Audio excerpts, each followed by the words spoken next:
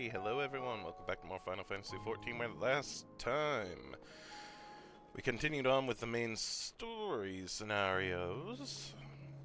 So we're trying to figure out another way of getting everyone back to the source, because everyone's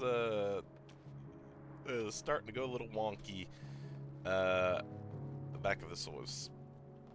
Their souls connected to their bodies is losing connection. Not great. So we're trying to figure that out. Also, today is not the start of, but is currently ongoing, the Valentines event. So I'm going to do that real quick as well. I don't know if I know where it's taking place this year.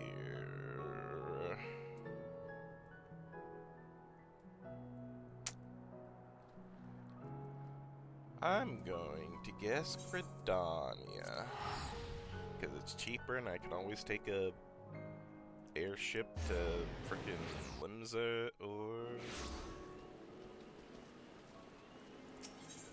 frickin' Place. My mind's blah right now, I'm sorry. Check out the amphitheater. Okay, I chose correctly. Also, that's sad. It's raining during the event.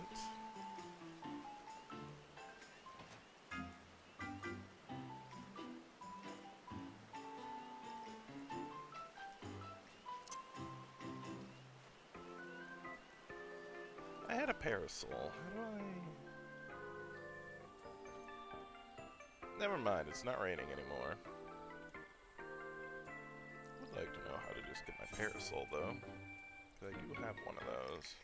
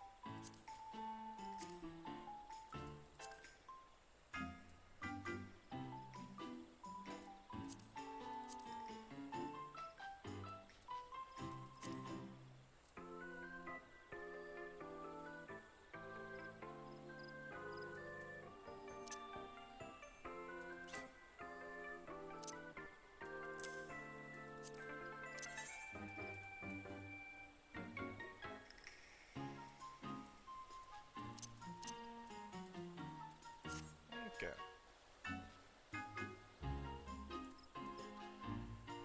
Hello, Astrid and Emily? The icing on the cake. Ooh, Berry Valentine's cake. I'm not eating that. That's a tabletop that can also be eaten? Why would I eat that? It is nice. Astrid's Valentine's Day plans have gone awry. How so? Oh, well met, friend. I am Astrid, emissary of love and ardor. Though the Valentine's Day celebrations are underway, I'm afraid that we are still preparing for the main event of the day. And I am Emily, aspiring emissary of love. Say you have the air of an adventurer about you. We're in dire need of assistance to see the festivities get underway, and an adventurer might be just what we're looking for, if it's not too much of an imposition. Might I ask for your aid? Anything for love. Oh, thank you. We've been hard at work getting everything ready for today. I even designed this fetching new outfit, and everything was perfectly in hand until we ran into a spot of bother. What kind of bother? Allow me to explain. To celebrate Valentine's Day, we were to serve rather generously sized cakes to be shared with one and all. However, operations ground to a halt at the last minute, leaving our plans and cakes half-baked. The emissaries dispatched to assess the situation should be returning presently with further details. Would you mind joining us at the amphitheater entrance to meet them? Sure.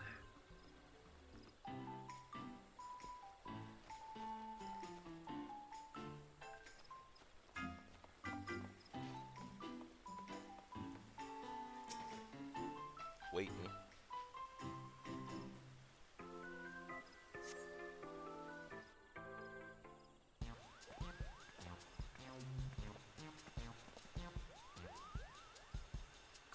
Goop.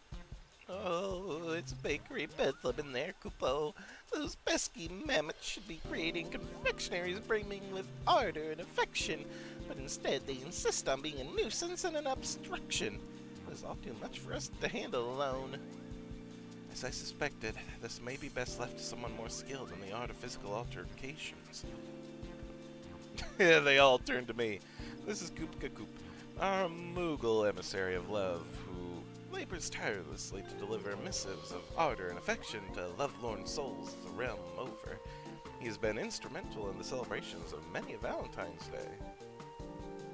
How could I turn down a request for aid after hearing the plans for such lavish deliveries of love, Kupo? Many paws make light work, as they say, so I collared a fellow Mog and flew over post-haste to lend our aid to the patissiers of House Valentines. Thanks, Vanilla. I hope I do. These deliveries of love are nothing less than the cakes in question. Valentine. Oh, I didn't even know it's not Valentine's. Valentine's Day. Valentine's Day is a time to foster affection for one another, and how better to do so than sharing a sweet treat. When we shared our vision of Koopka Koop, we soon came to a realization that we would need a facility capable of baking confectionery of colossal proportions. As luck would have it, there was an old manor on the outskirts of the Twelveswood.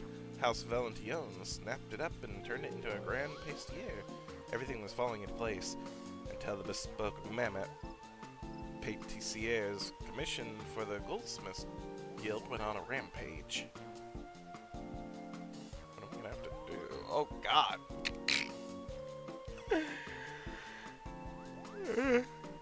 Kinda cute. I would say they had lost their minds, had they had any to begin with. Why, the little fiends took us for common cake thieves, Kupo. They all but barred off the kitchen in their ceaseless frenzy. Though we have a whistle to stop the mammoths in emergencies, they were upon us before my little lungs could fill with enough puff. I fear the situation may be beyond my power, Kupo. Even with the mammoths behaving so, we cannot recklessly destroy the custom clockwork pieces. Which means...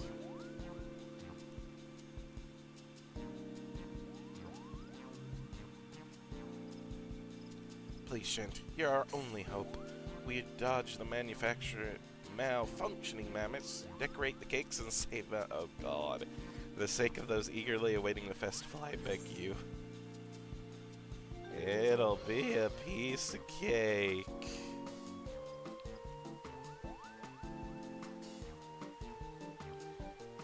You two no doubt have matters to attend to here, so allow me to accompany our brave adventurer friend and provide what support I can, Kupo. Thank you. I'm sure that together you'll soon have matters in hand. Seasonal event instance unlocked? Enter the patissier, speak with the House Valentine. I don't know how to say that, man. And Miketo's Amphitheater or the Acorn Orchard.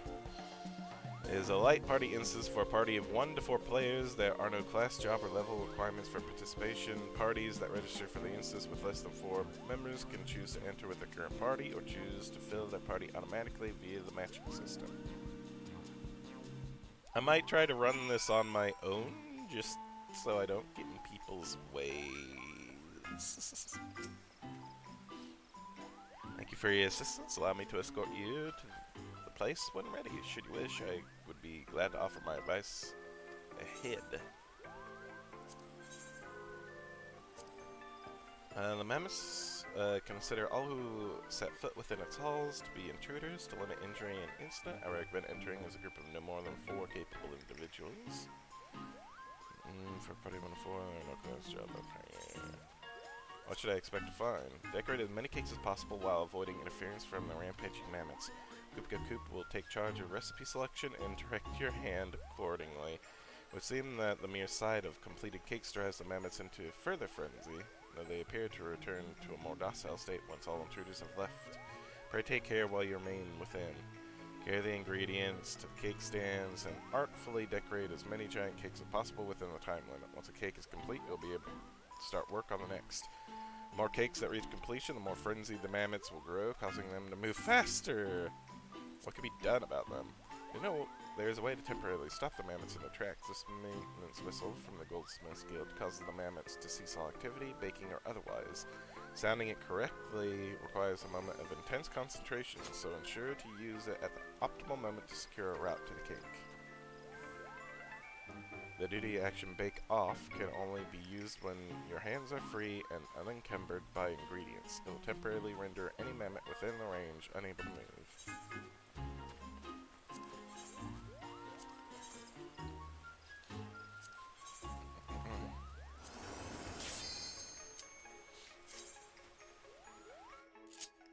This should be fun.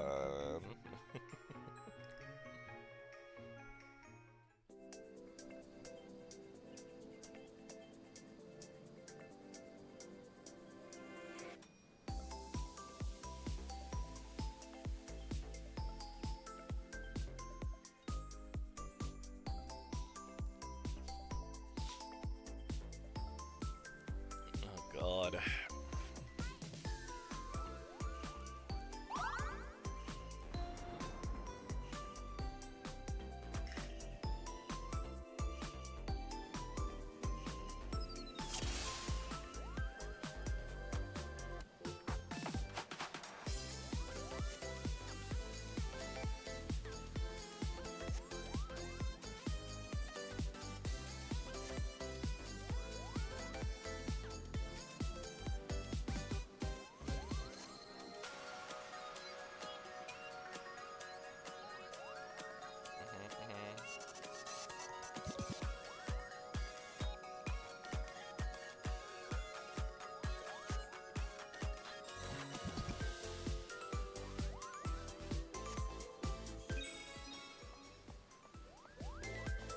Oh, I can't even run.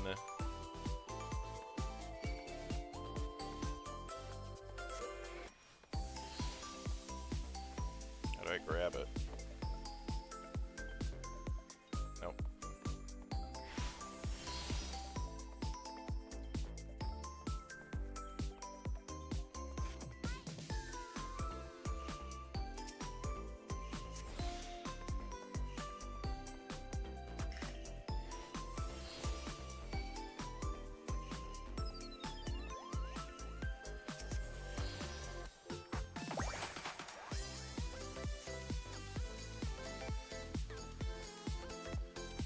God.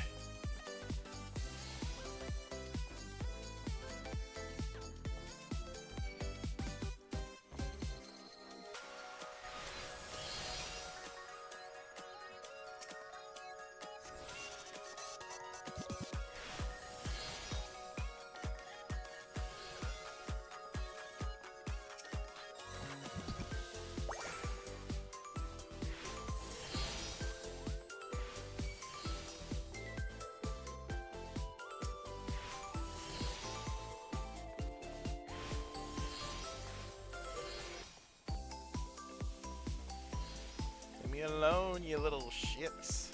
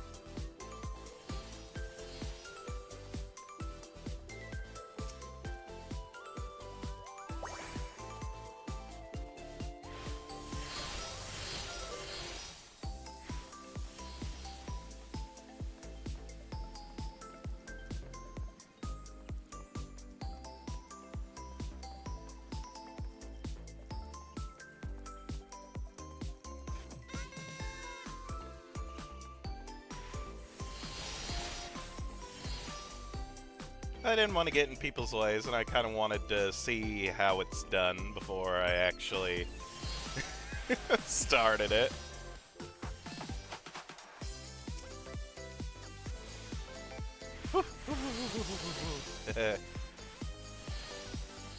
Once I get this first cake done, I might actually do it with some other people.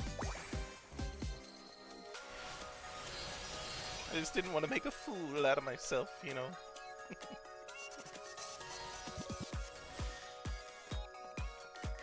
Frick you, mammoths! Leave me alone!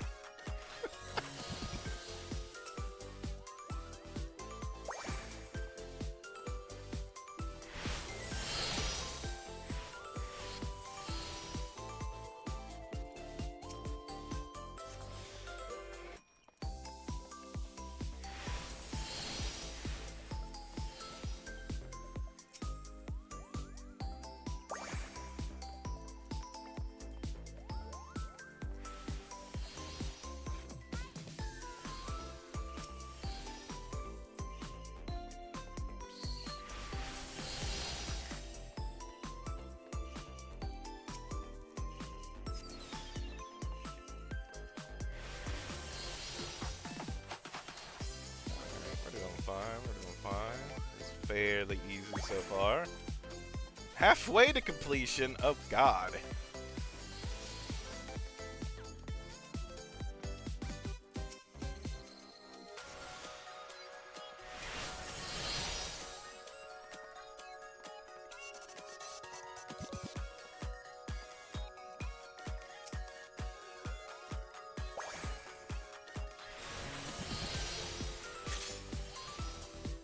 I'll have my times elapsed. Wonderful, wonderful, wonderful. Good to know, good to know. Click the thing.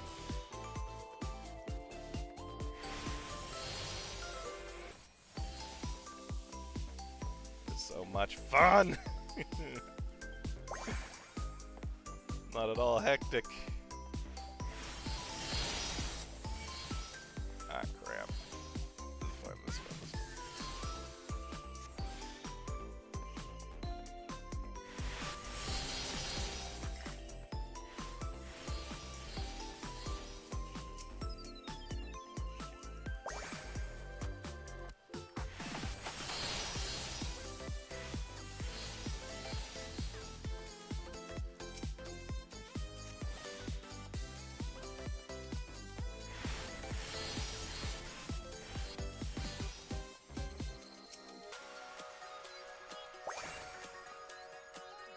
At least I can run through them.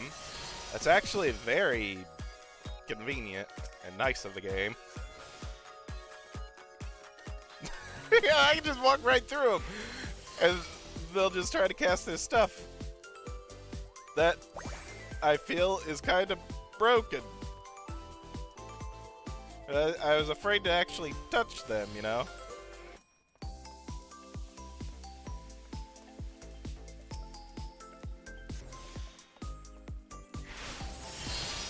Huh. Oh, this is a lot simpler than I thought it'd be.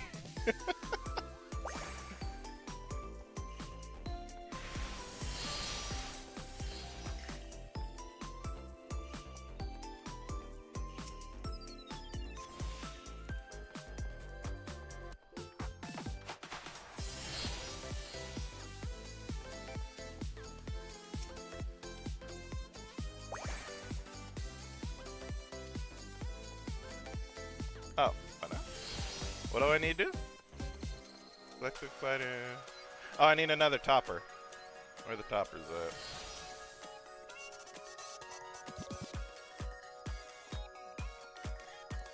Where are the toppers? Wait a minute, what? Ah, there they are.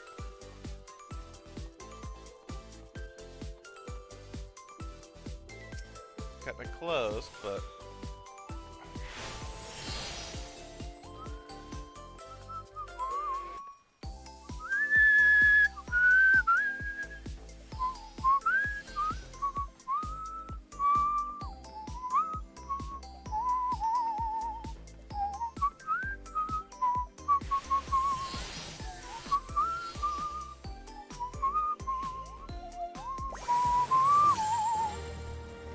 That's not bad.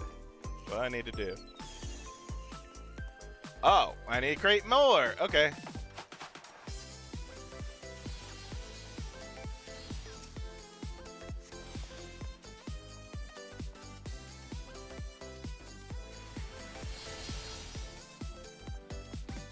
This is why we need more people. Got it.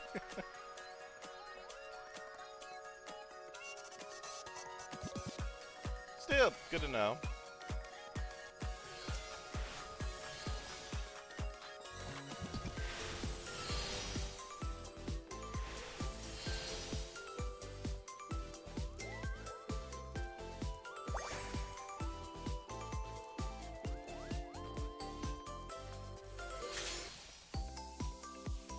I know. I'm not going to be able to get this done, but...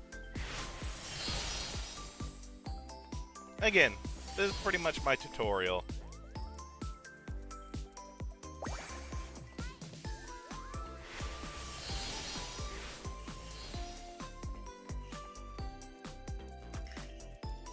I think I need to move this bar. I think that's my main gripe with this.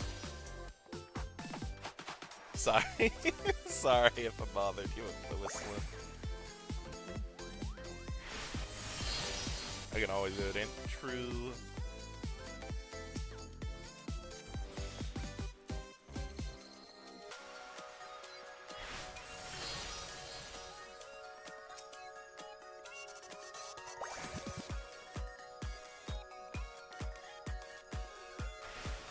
I also feel like it'd be a bit more hectic with more people. We'll see though. This cake shall more than suffice. As long as you've put your heart into it, you've captured the spirit. It's good! Thank you for your wonderful help, Koopa. I can hardly wait to complete our delivery. I guess we'll be most delighted. Let us return to the festivities post-haste.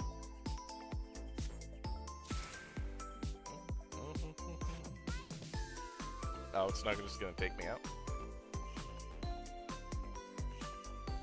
So close with that one. Ah, well.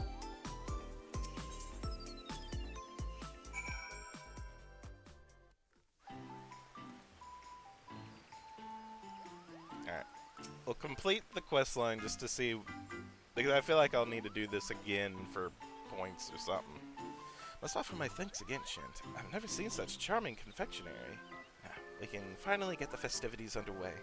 That said, with such a large-scale operation, we can hardly ask you to oversee the production of each and every cake. Would you be able to share the secret of your success?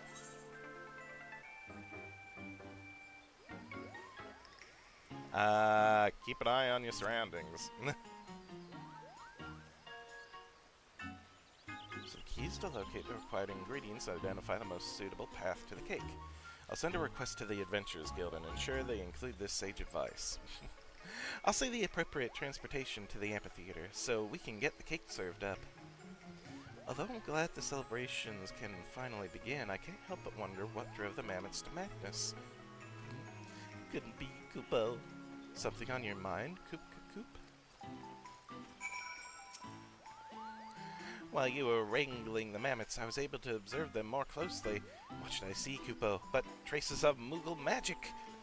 The only other Mog who would have the opportunity to cast magic in the vicinity would be Koopnakuko, who helped prepare the fruit. Mayhap he knows something of this. Well, it seems our next course of action is decided. We must find this Koopnakuko and see what he knows. I didn't see him in the place, so I suspect he may be somewhere in Gridania, though in all likelihood he would accept a quick escape should I confront him alone. Shint, would you mind accompanying me as suitable, intimidating backup? Sure.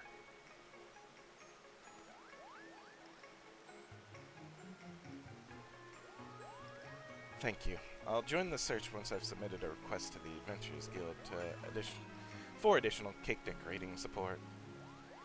Koopnakuko is fond of strolls by the water wheel, so the nearby Lancers Guild seems a place as any to begin our search, Koopo.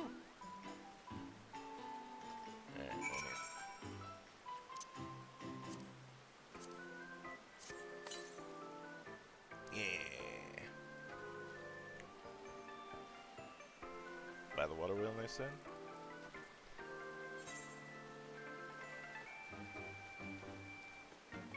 The thing is, though, I don't remember where the water wheel... Oh, over here. That's nice.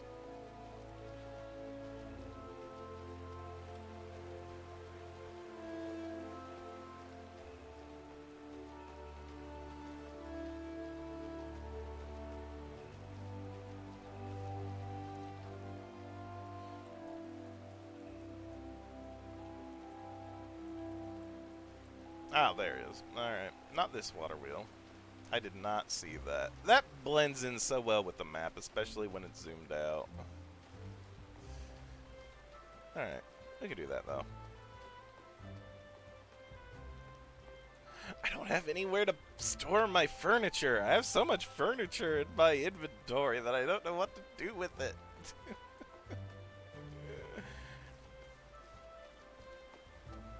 I wish there was a bank-like savings or whatnot, so I can just store furniture.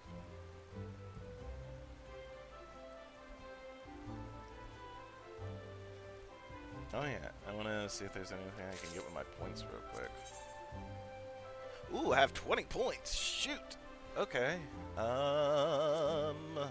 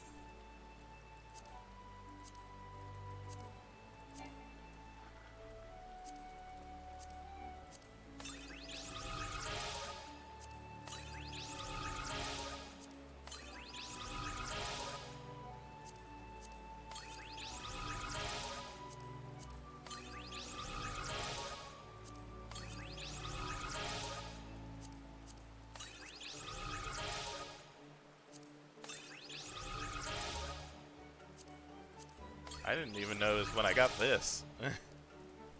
Alright. That's fine, I'm Mogul. Got sidetracked enough.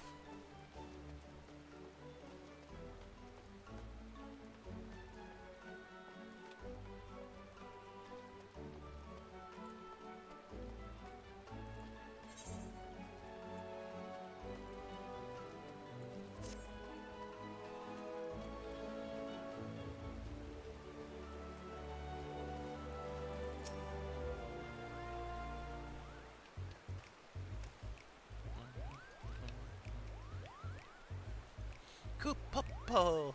Oh, I can picture it now. Dozens upon dozens of cakes being presented to the adoring public. The mammoths will be hard at work by now. Yes, everything moves according to my master plan. And all these confectionery delights will appear with neither man nor Mog raising a paw. The commotion has been rather greater than expected, but surely 'tis not but boisterous enthusiasm. Kupopo! Hoopnakuko, I believe we've found the Mog to blame. Come, Shent, together we shall deliver justice.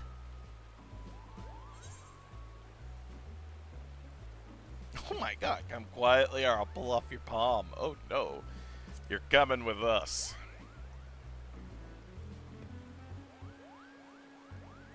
Go-po-po-po! Oh, in the name of good King Muggle-Mug the 12th, may his magnificent remain unsummoned in his sovereign splendor. You. Oh, such murderous intent! Spare me! Spare this cute fluffy mug! Koopa!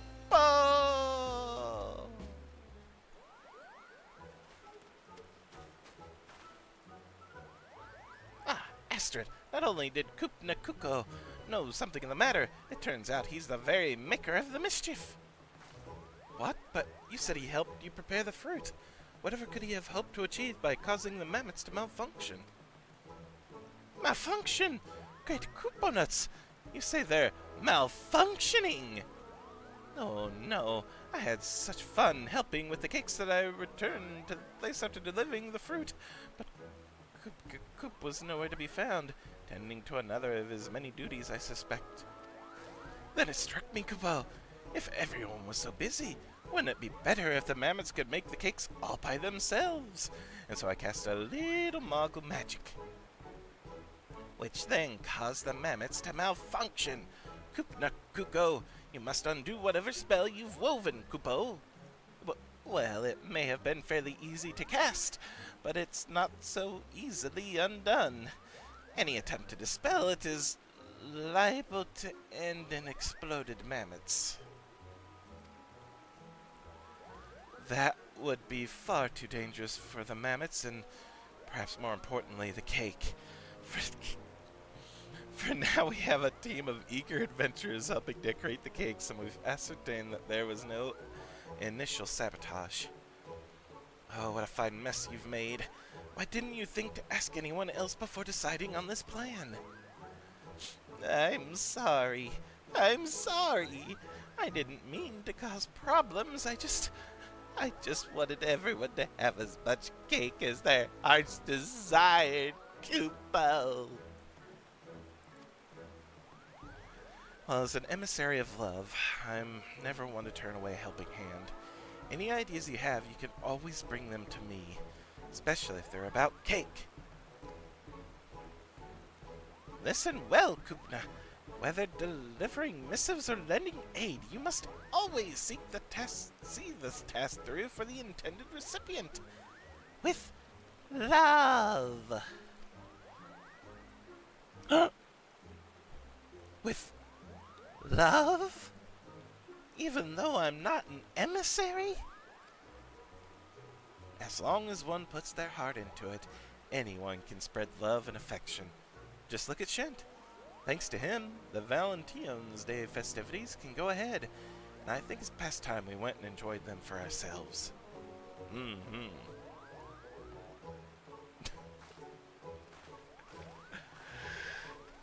Oh, goodness. Pardon me. Very rude.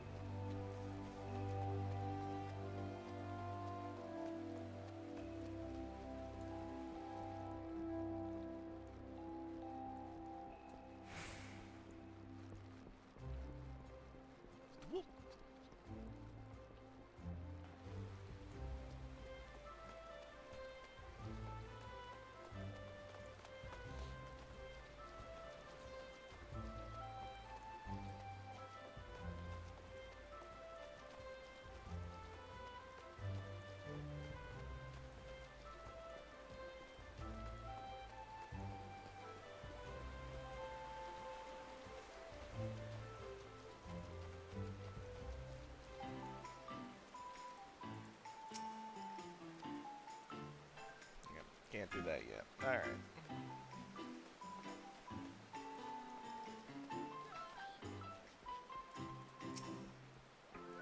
Ooh, those are some nice cakes. As you can see, the day's main event is well underway, and cake has been served to one and all. Once again, allow me to thank you for your assistance. The confectionery you contributed is here, in pride of place. And thanks to your advice, the adventurers who undertook the request to decorate additional cakes were wildly successful. Yeah, very nice. Oh, I like that one. With a light and fluffy texture, Kupo, it's simply divine. And everyone seems to be having such fun. Is that what being an emissary is? Seeing people bask in these warm feelings? Why, this might even be worth doing the hard work myself, Kupo. Oh ho ho! At last you see, this is ardor and affection. This is the essence of love. Looks like everyone is having a good time. And it's thanks to your help that we made it this far. To think we were this close to everything falling apart at the final step. I couldn't bear the thought, not after all the hard work Astrid put in to make this happen. I'll not deny I had my heart set on it. Not so long ago I came to realize that sharing food and sharing a moment of bliss together is but another form of love. While the gifting of chocolate is the traditional practice, a part of me hopes that what we've created here today might become a new tradition. Sharing ardor and affection with loved ones and feeling their hearts answer in return is my most heartfelt wish that people across the realm are blessed with many such opportunities. And so, Shent, if you feel inclined to venture into the kitchen once more, we should gladly welcome additional cakes. Our celebration is just getting started after all. And I must insist that you partake as well. Before you go rushing back to the place, I'll get you a slice right away. I'll put the tea on. Won't you sit with us for a while? I think we've earned this.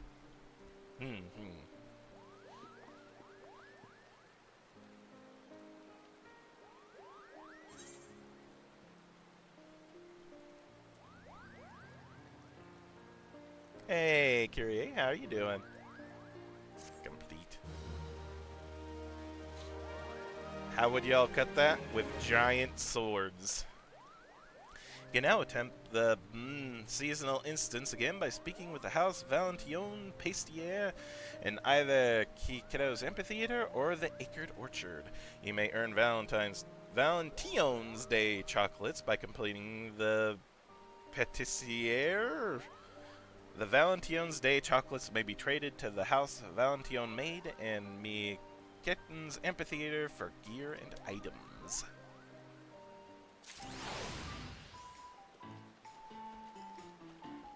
Many giant ovens. Alright, I have a few chocolates, so maybe I can get something? I can't jump over the fence, dang it. I always think I can, but I can't. Oh, that's kinda cute. I like that. I like looking at people's fashions. Oh no.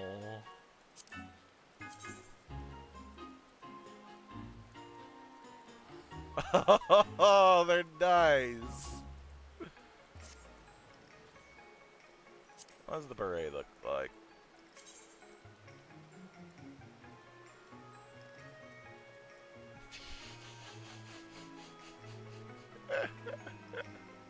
I like it too. Oh, there's another cardigan?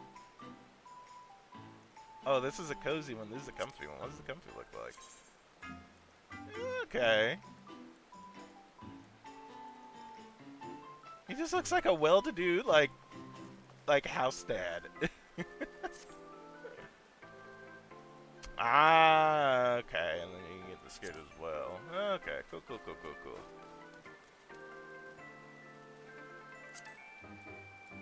Wish I could get a better look at some of these. Hand-painted and slightly fragrant notes advertising the Valentine's Day of a year gone by. I might actually have enough for a lot of these that I want. Patissier. Thank you. It has been a while. How have you been? I hope you've been doing alright.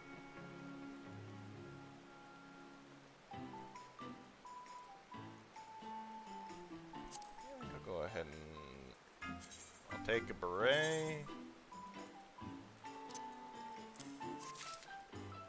I'll take the cardigan. I'll take the pants, because you gotta have pants.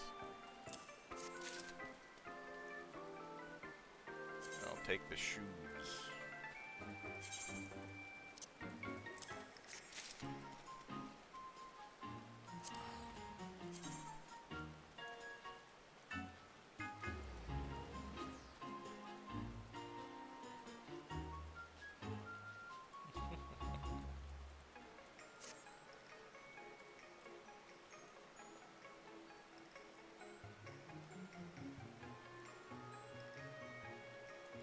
Alright, let's do the event. Gosh darn it.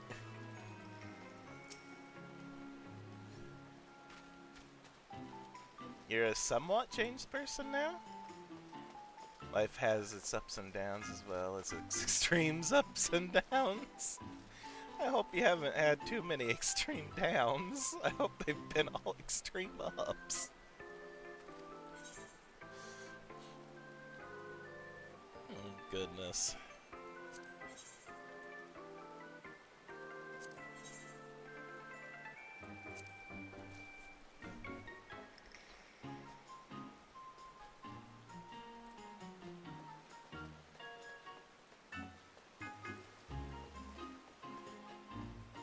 Have you made many more models since last I've talked with you?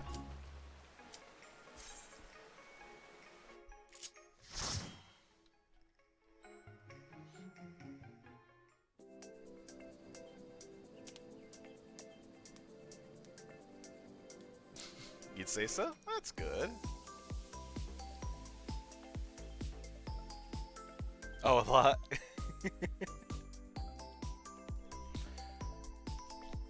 Well, I'm glad that things are going well, at least. Hi.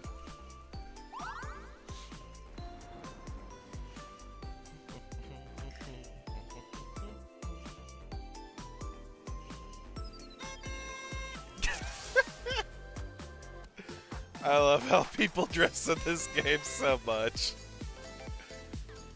And then just look at me. I'm so ashamed of myself. I need to get into the spirit.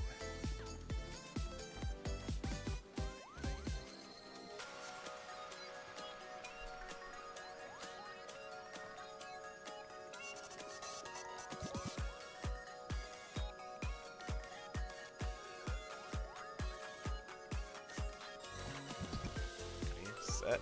Decorate. Alright, let's do this. Alright. I'm going for the rolling berries.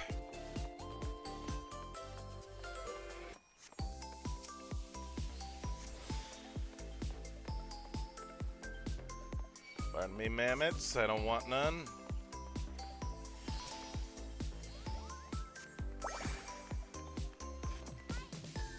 Hi. Grab a topper. If I don't see your message or comment right away, it's because I'm focusing on this and not getting caught by the mammoths.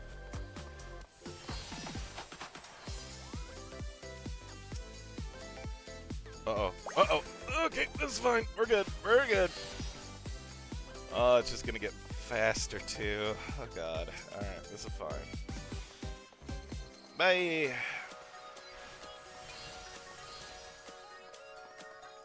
But no! I wasn't close enough! I wasn't close!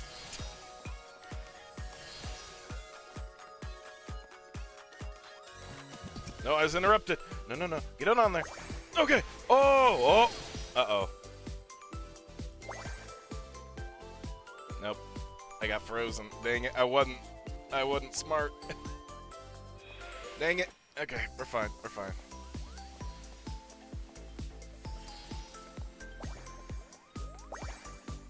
Okay, topper's done. Almost complete. Go for...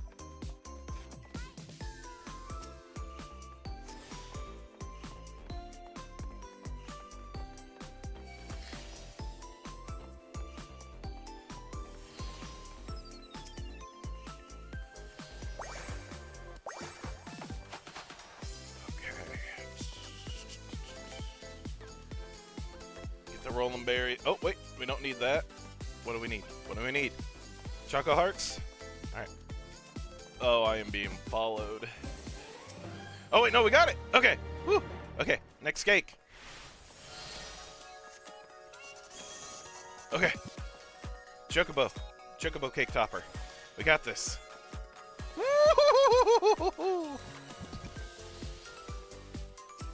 Nope. Come on. Come on. Come on. Come on. Hurry. Hurry. Hurry. Hit me. Hit me. No. Oh, they aren't going to hit me. Okay, that's fine. I'm going for another choke. Okay, they're going for the chocobo. I'll grab a chocolate heart. Oh, gotta go. Gotta go. Gotta go. Can't get hit. Don't look at me. Don't look at me, mammoths. Yep. Oh, leave me alone, you mammoths.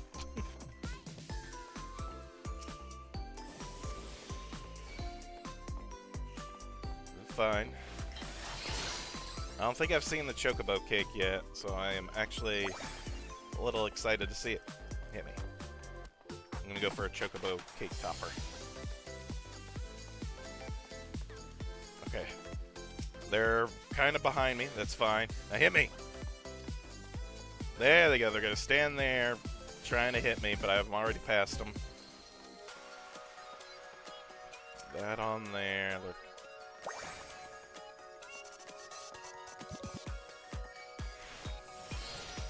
Alright, we're good on cake toppers. Ooh. I'm going for a branch berry. Ooh.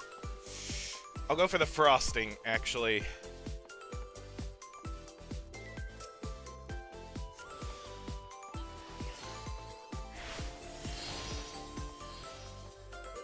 Alright, we got 6 minutes left. This is fine. Oh, that is cute! Put the icing on, gent.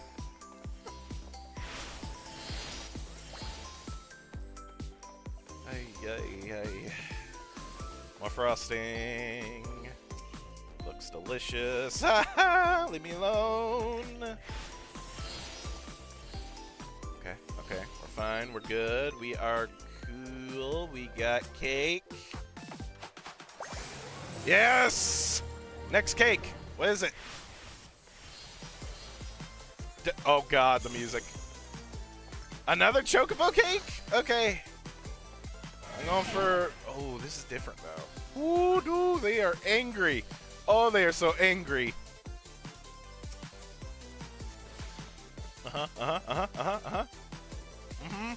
Oh, they're so fast and angry.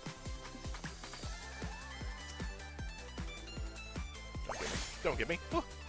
Ooh. Okay, I'm going for almonds next. Okay. Hit me there, that's fine.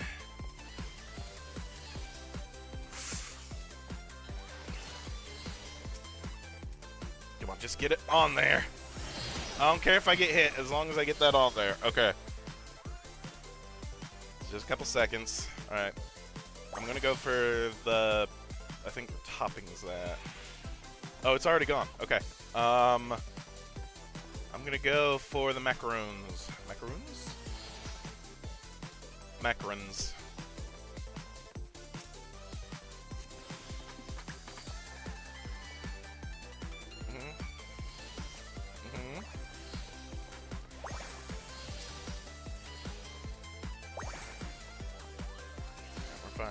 We're fine. We're going around. I'm going for more macarons.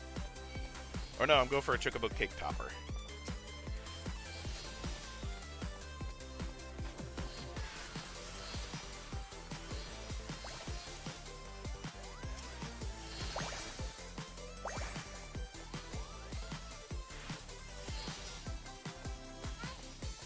Hi.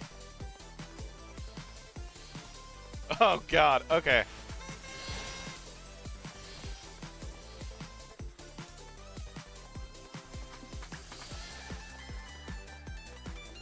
Oh, they got hit.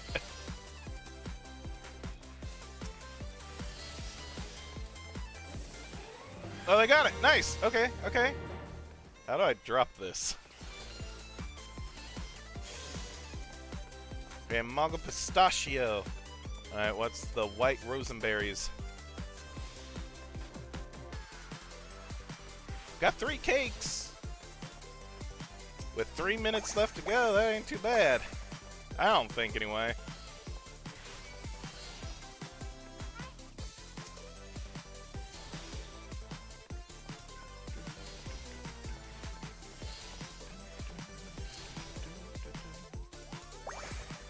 Ah, okay.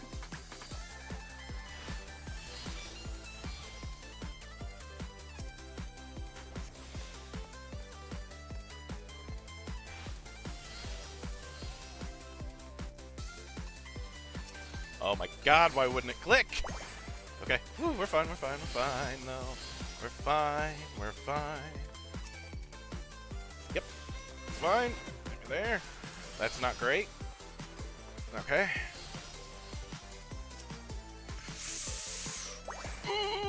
Was I caught? I was caught! Dang it. Okay, what's next? Okay, that there's next. Go. Go me. Go me. Okay.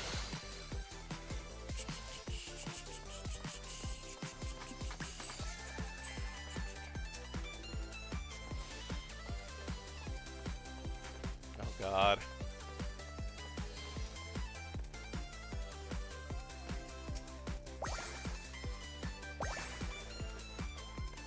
Okay, that's all the toppers. Now we need the frosting. The minute left to go, minute and a half.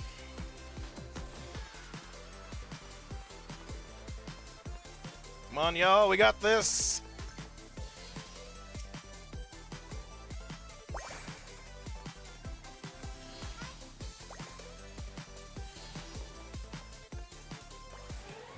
Okay, nice.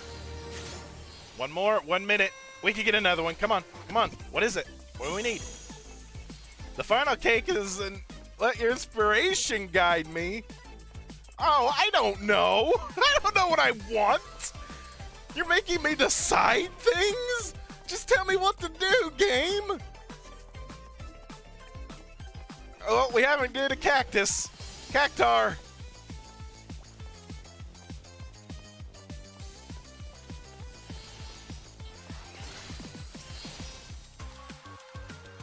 This is gonna throw cactuses on it. It's gonna be a very prickly cake.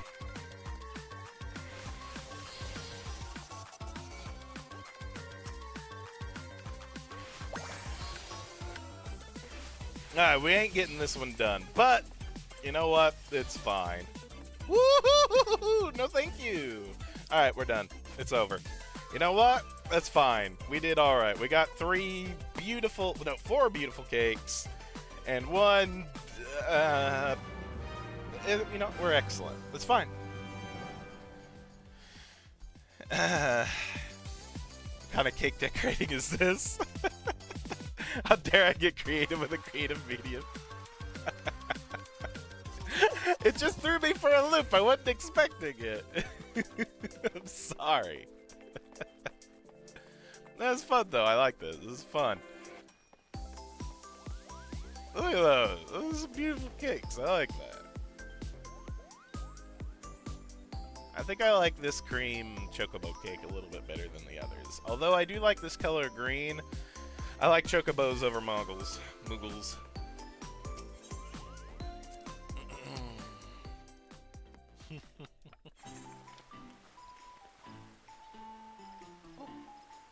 Rain check. Oh, that's good. It stopped raining. Alright.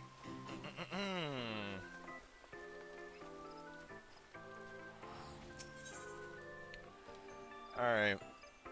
I'm gonna buy all the things. Because I have so many chocolates now.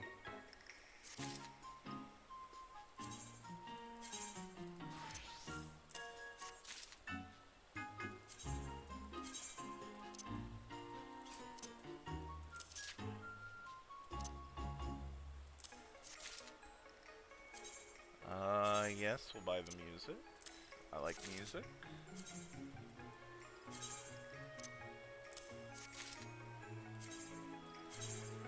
I'm even gonna buy the furniture, but I have no place to put it right now. I don't get it,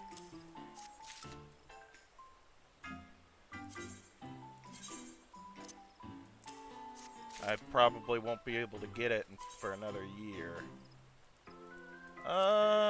Let's get another chair at the very least, so it matches.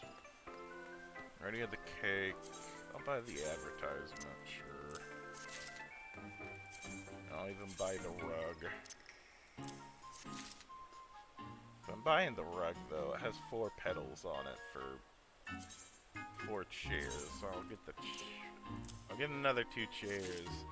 I hope the chairs stack, otherwise I'm gonna be very low on storage in my inventory. I don't know what else I'd buy, though. I bought everything I needed after just doing one event.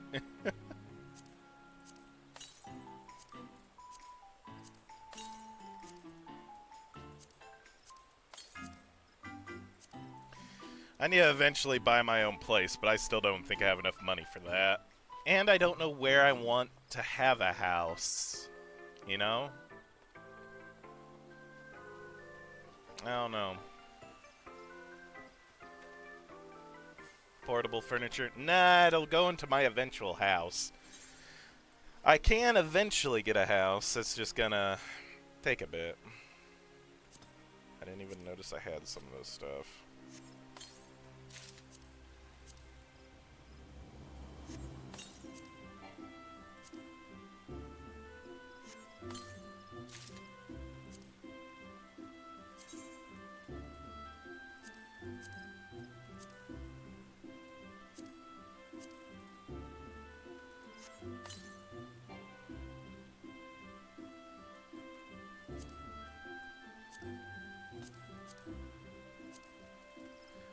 Like some of the other items that I have that, oh, they don't stack.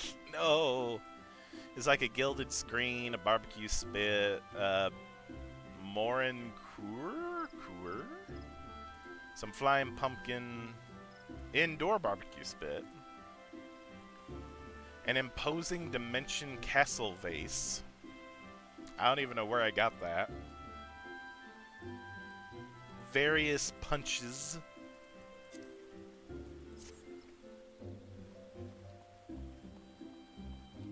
Man, I need to think where I want to set up home. This is fun, but again, I don't know why I would do it more, because I don't really have anything else I want to spend money on. You know what I mean?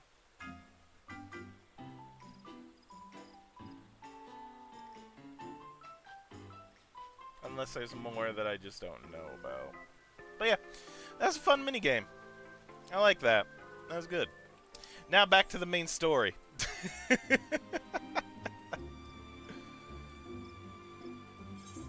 Oh, I can just go to the Crystarium.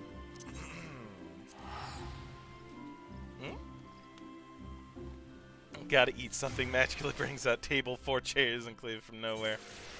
And I have plenty of foods. I mean, technically I could do that. But where do I sleep? At the inn. I have a room at the inn.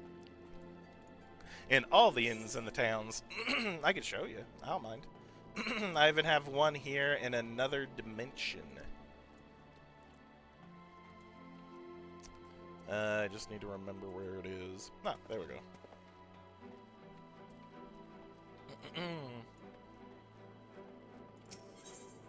I don't know if I can get a house here in the first. Might have to see. I wouldn't mind. I like the first a lot.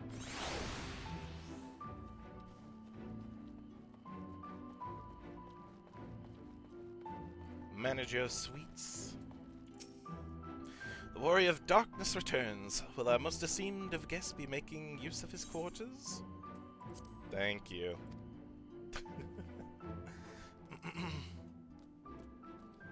Is that really something to flex over? Not that I mean, just, you know. I have a comfy feather bed, an armoire. Can I store anything in here right now? I kind of want to. I can Store my Valentine's Day stuff, which I might. Placing an normal will reset a spirit building as well as remove all customization.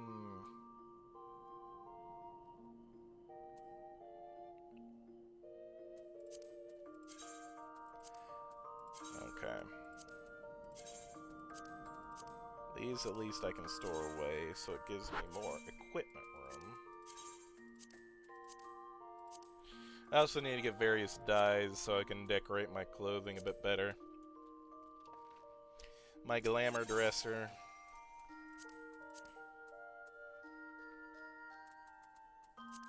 With all my things I can mix and match into various outfits. Look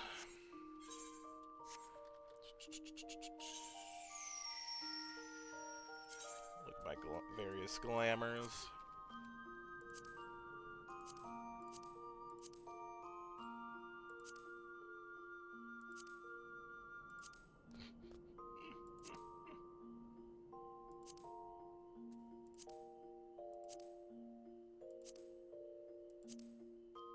Ah, no, not that one. He's naked.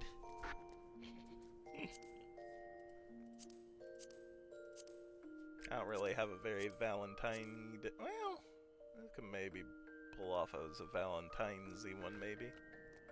Reds and blacks. Sure, let's apply that to me right now. Yeah. If I do the event, I can do that. And I can listen to all of my various musics that I've got, and I can see what the ones that I just got does.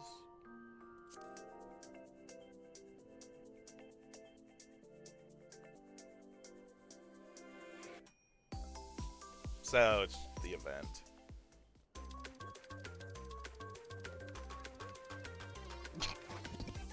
Okay, faster. Okay, and then this is for the event in general, right? No, it's not. Okay, it's just the same thing, just various... alright. Fair enough.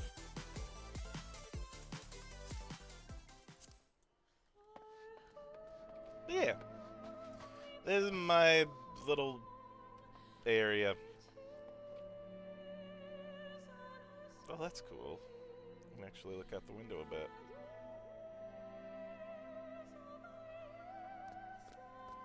We're at the night sky, back to this land. Alright. Let's see what the Exarch can do. Graha, how are we getting everyone back? And no, you're not dying to send them back.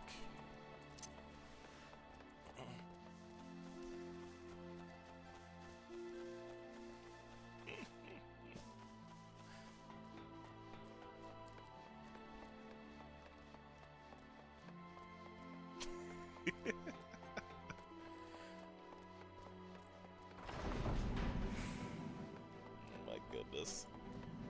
Not necessarily. I'm going the wrong way, but that's fine. I can go this way.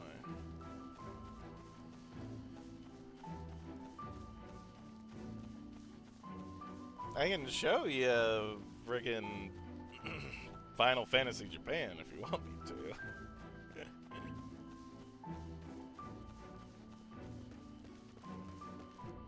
I have explored that land. That was the third expansion.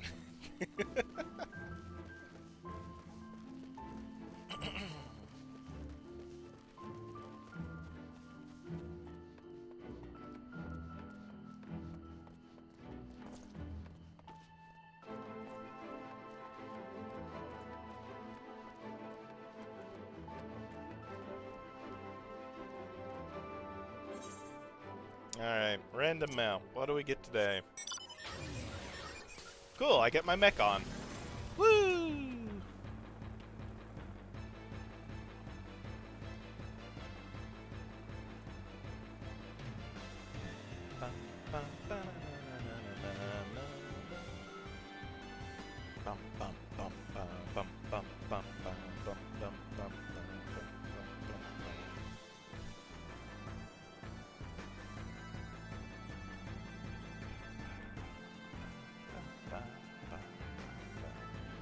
It is a very big game, but it is a very good game.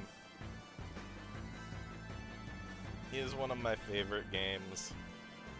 And that's saying a lot because I don't quite care for MMOs, but...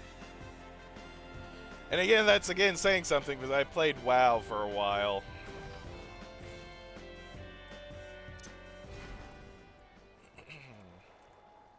I grew to very much dislike that game. But this game is very nice. He said the palace is on the opposite shore, but I see nothing on the horizon save empty sky. Curious. How'd they say? The XIV said to prepare for a warm reception at the palace. Let's hope it's more cordial than his last visit. Alphino, I was relieved to hear the XIV intended to arrange for a boat to carry us across the lake. Not that I would be opposed to swimming, mind you. Uh-huh. You and Euron J are not great swimmers, I get it. Oh, gosh. As I told you before, I had scarcely set foot on the palace grounds when I was set upon by our host— oh my god, it's loud— by our host's familiars, and I expect our reception today will be no different, which is why I propose to march to the main gate, weapons drawn. I'm sorry, but are we not here to petition for assistance? You can't honestly think barging in looking for a fight is going to persuade them. Actually, I believe the XIV may have the right of it. They have no doubt poured a great deal of time and energy into their creations. Were I them, I should be most interested to meet with those who could overcome my defenses. As would any true seeker of knowledge, and there is little we can say or do to convince them to help us if we know nothing of their character, nor less why they chose to hide themselves from the world. But if we can seize their interest, mayhap we can earn ourselves an audience. Hey, I got this. I'll beat things up. Weapons drawn it is, then. Though I must say, XIV, you certainly seem to be enjoying all of this. Eh? Do I? Well, I will not deny that I enjoy the thought of fighting alongside you all, rather than pacing about inside the Crystal Tower. You both seem to be in rather high spirits, if you ask me. Not that I'm surprised, your moods invariably improve when Shent is around.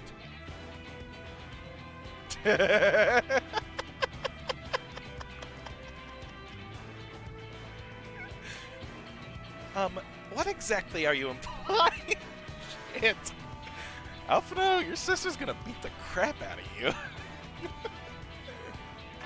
But this is why Alizé is my favorite. He averted a calamity, and the light which seemed destined to consume him has been extinguished.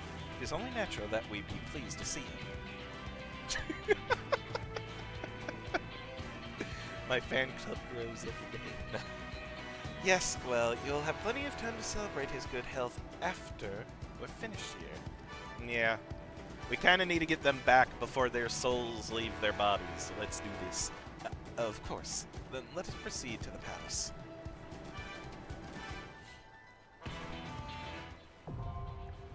The Grand Cosmos, now accessible. Cool.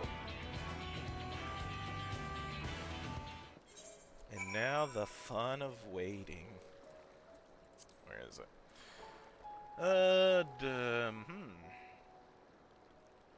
It's not a raid. Cool. Okay, less time. Well, let's first join it. Then, long ago, on the far shore of the Source, a great palace was built by the elves, the Grand Cosmos, an edifice of such magnitude, it was said to inspire envy in both the heavens for which it was named, and the flowers that pervade its boundless gardens. As with so many wonders of the world that once was, its radiance quickly faded in the wake of the flood, its halls falling silent, the throne sitting empty. That is, until the palace was given new purpose when a mage claimed it as their sanctuary, their only company being solace, solitude, and a legion of familiars barring entrance to any foolish enough to seek an audience. Alrighty then. Don't do the dew prism. We're gonna also jump into that while we wait. Oh my god, I'm spending so much money to go here.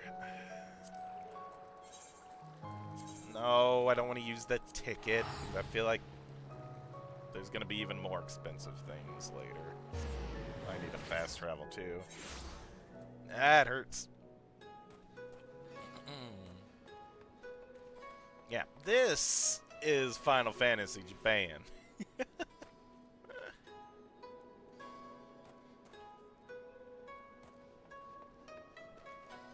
Or part of it, anyway.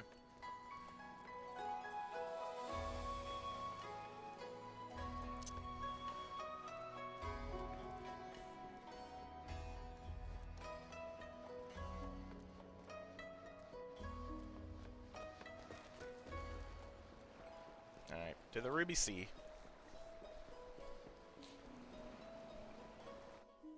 So we don't call them fan clubs, they're harems.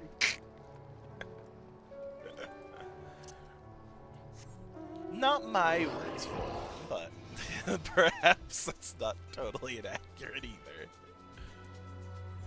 I still have no clue what the frick this is supposed to be. I don't think they mentioned it even once.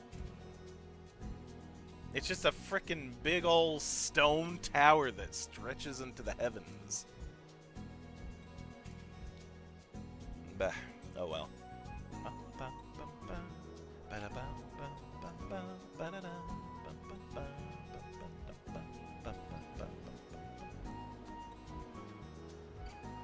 Yay, big slug. Where are you, Wolf Burglar? There you be. I'll do some Hildebrand quest lines while we wait for the dungeon. This is the place. I'm sure of it. All we have to do is wait.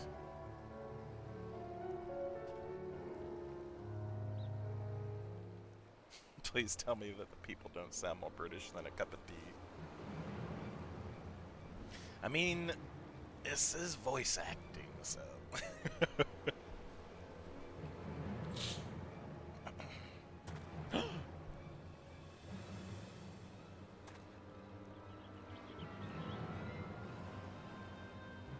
Father?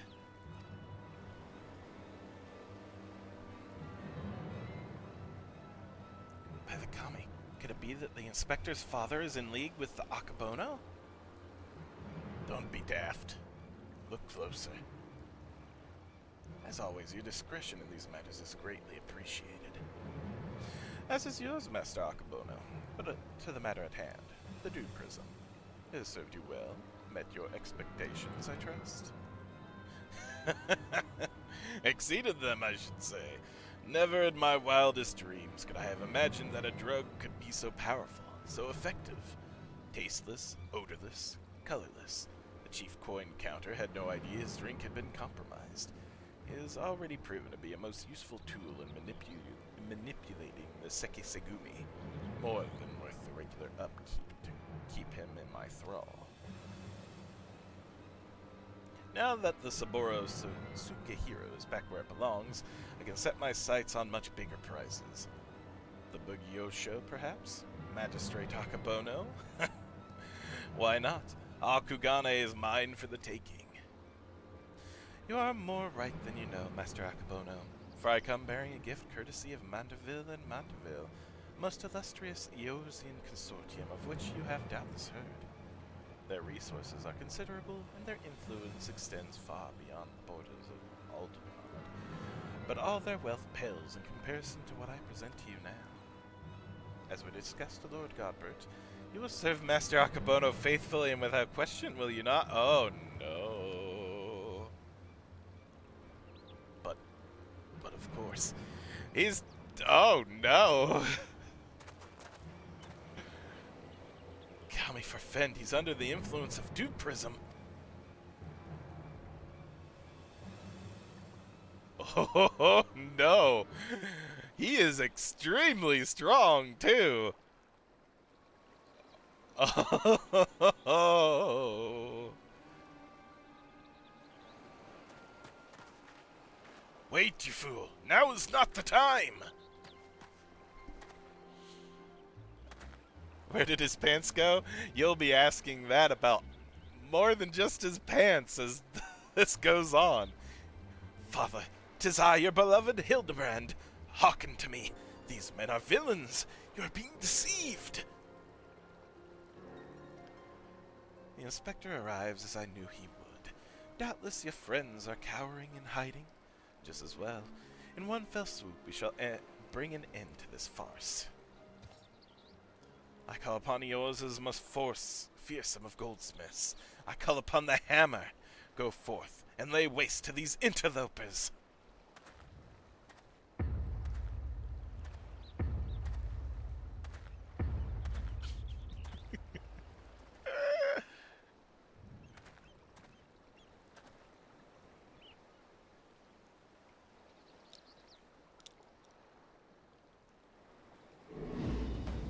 Oh, shit. Yep, there it is. God damn it. Oh, oh dear.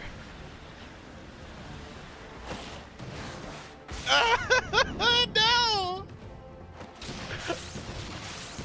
Oh, God. Oh, God, no.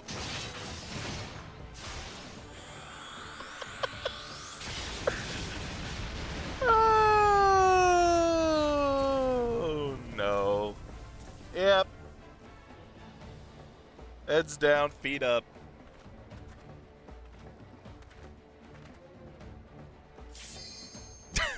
Shoot.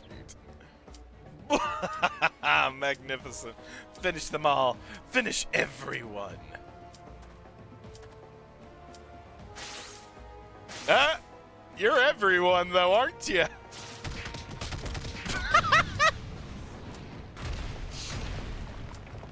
Oh, you just messed it up with that. Oh, no. Well. Oh, no. I'll have to just watch this again now. Oh, well.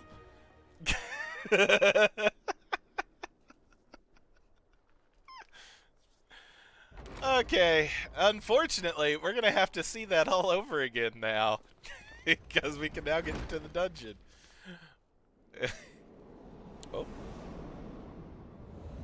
Oh, you are something straight out of a Cthulhu novel, aren't you? The Grand Cosmos.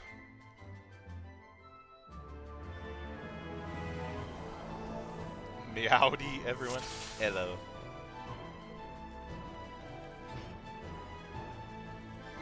Should you value your lives, you will quit this place at once. Now be gone. Alright. I have no clue where to go, so I will... Okay, this is fine.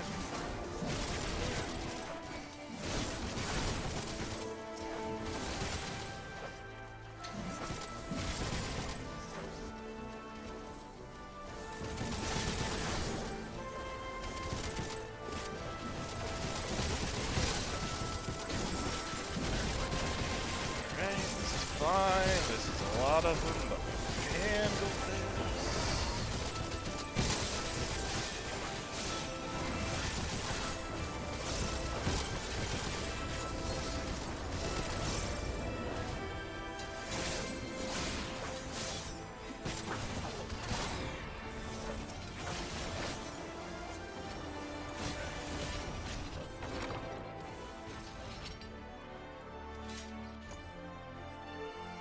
Fortunately, I don't think there's going to be any equipment in this place. Swish, woo, swish. Swish and flick.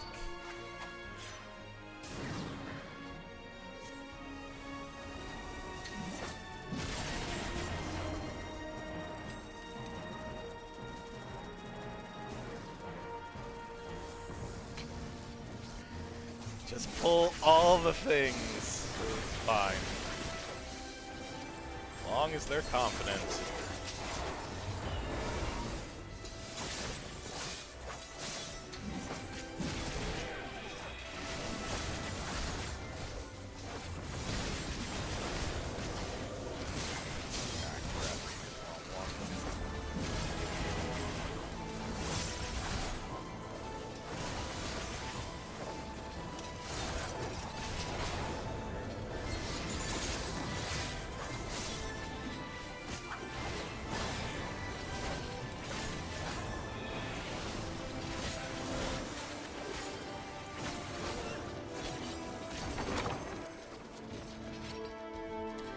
Alright, first boss.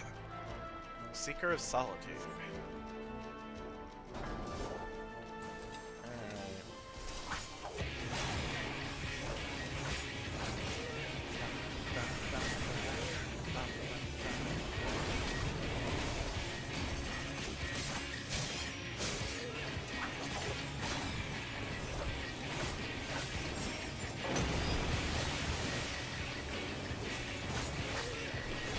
My lovelies, there's filth that wants for cleaning.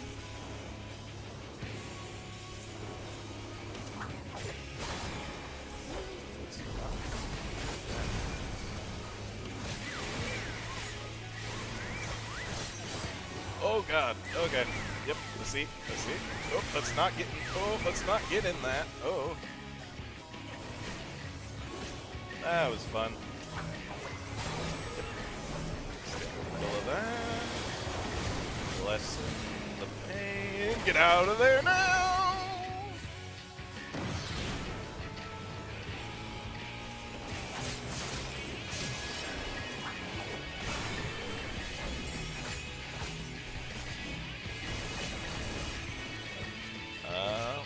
Guess I haven't done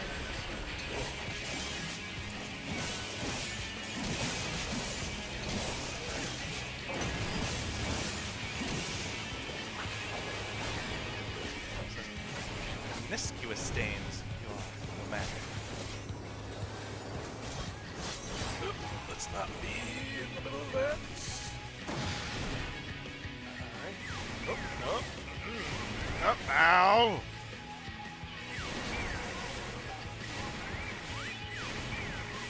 Oh, frick. Nope. Nope, let's not do that. Alright.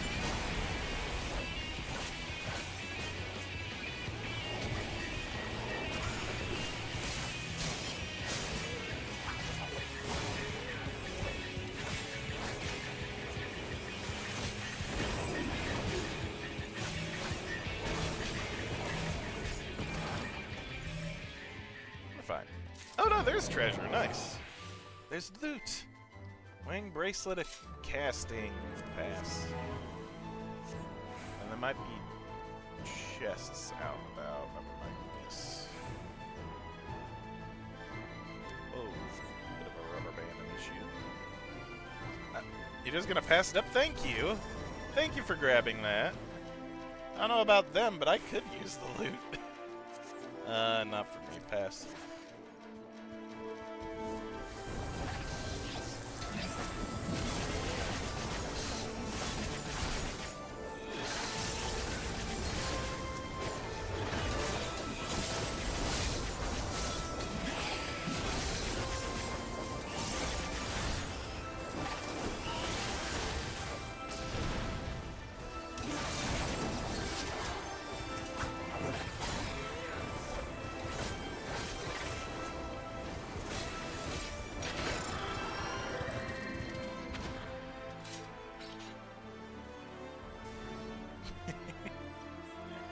Again, sorry if I'm not looking in the chat.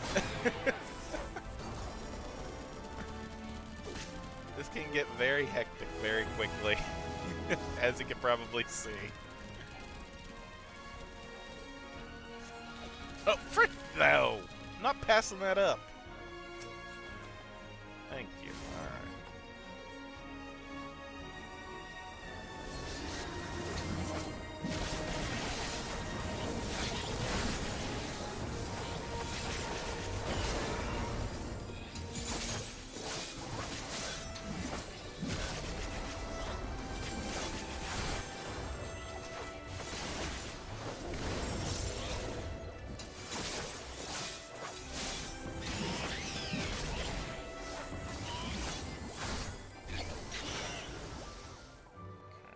Vending, scouting, pass.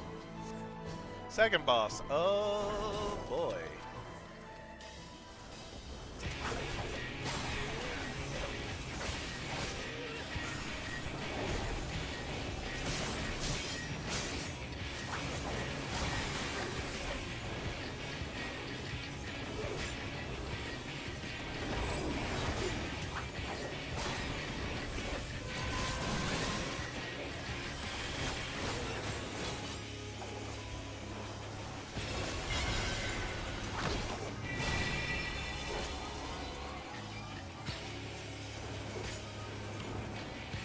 What are we doing?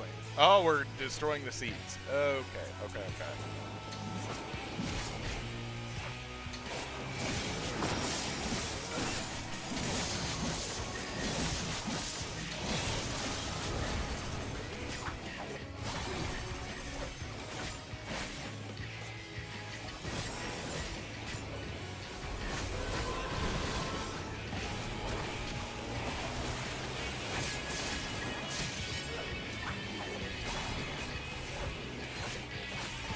Woohoo! That's what I said. Not anyone else in the circle. Not main thing. Get in the middle!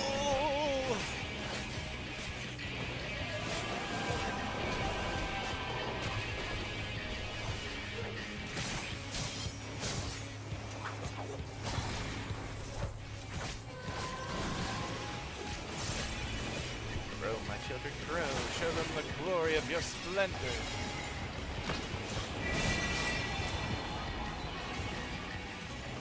How do I? I toss it over here? Wait a minute. Oh no, I don't know what to do. Do I put it there? I don't know where to put that. Oh, not in the green. Okay, fair enough.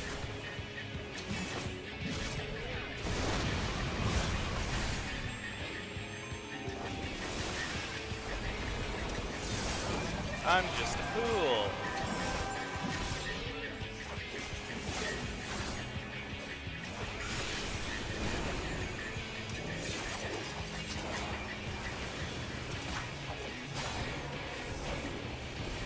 I know better now, at least.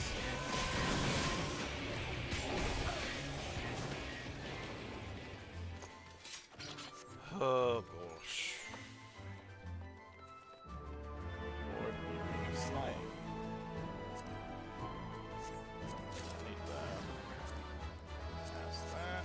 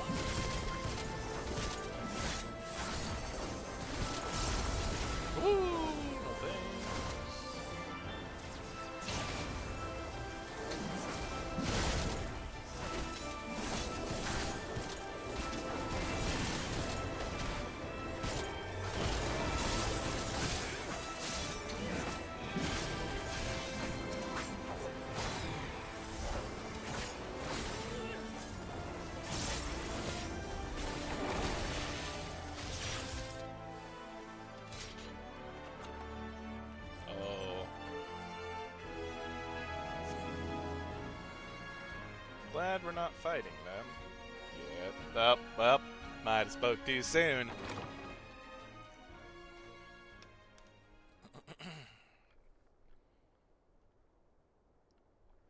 God, you're creepy. You'll leave these holes long enough. Come, Lugus.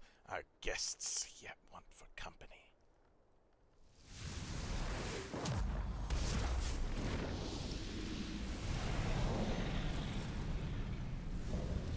Insatiable flame, Lugus.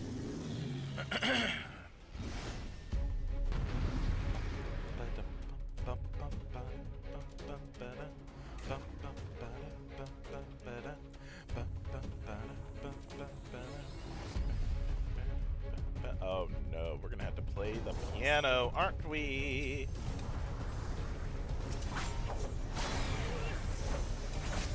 Or not? I don't know what this is wanting.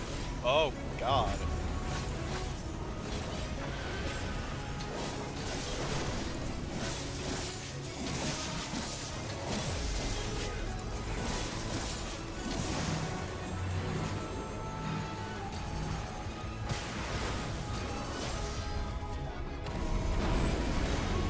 Ooh, well.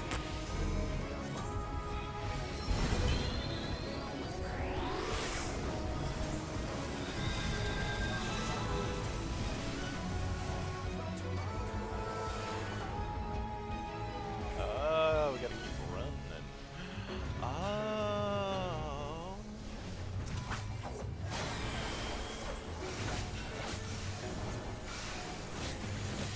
I don't know what this means.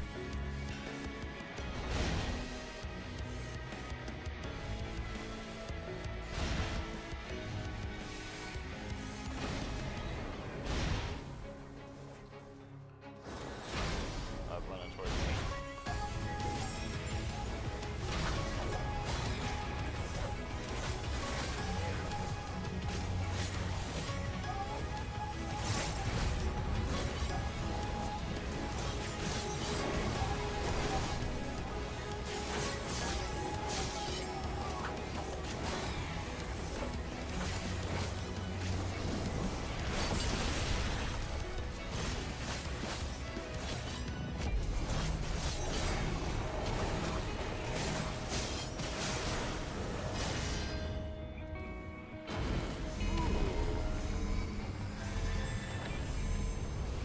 I don't remember what this is.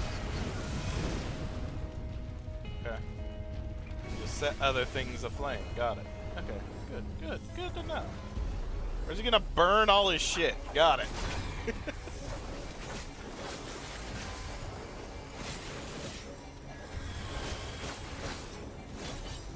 Now I understand. We're gonna be menaces. Okay. Oh, I did not see. Ooh, it hurts. It hurts a lot.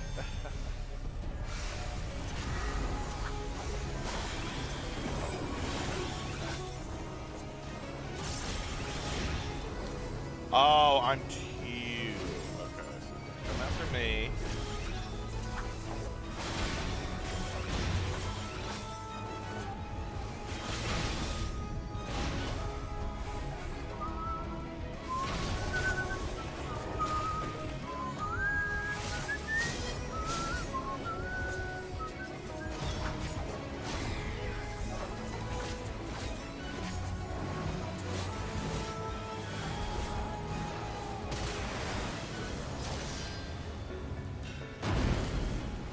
Okay, we're fine.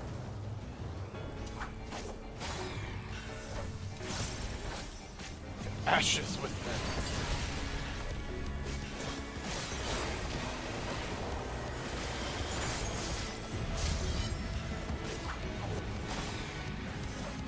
Oh! Gosh. Okay.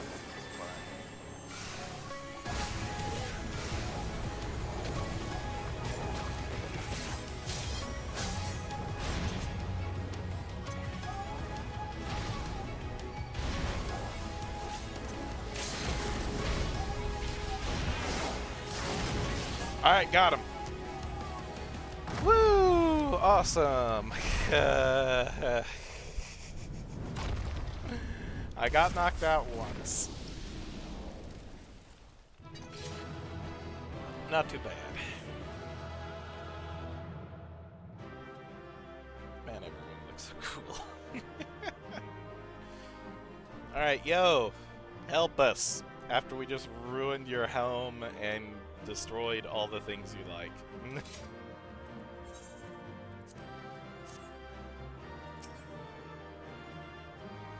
Oh, pass.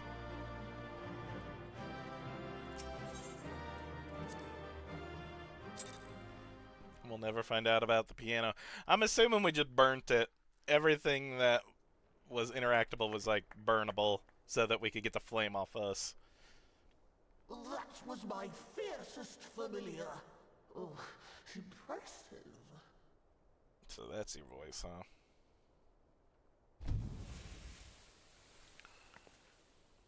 It was an illusion!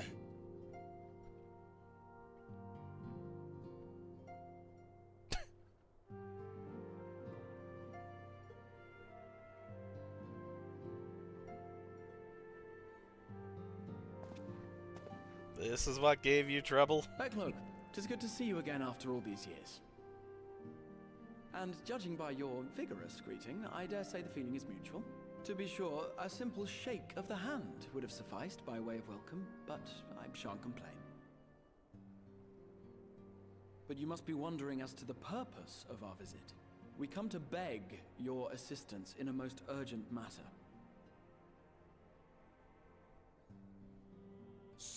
Shake? Beg? God damn it. Our comrades' very souls are in danger. If we are to save them, we will need the benefit of your unsurpassed knowledge on the matter. Please, will you not sit and hear our plea? He knows what he's doing. Oh, how dare you! How dare you speak thus in my presence! It was to escape such words of temptation that I hid myself from the world of men. They're the dog people. You are sinners, one and all, and I swore never again to have any part in your affairs. I can only imagine what terrible events forced you into a life of seclusion. But I know that the Numo are a good and noble folk. It is not in your nature to turn a blind eye to the plight of those around you. And in treating with us, I am certain whatever mistrust you feel for man will begin to heal. God damn it, Alpha.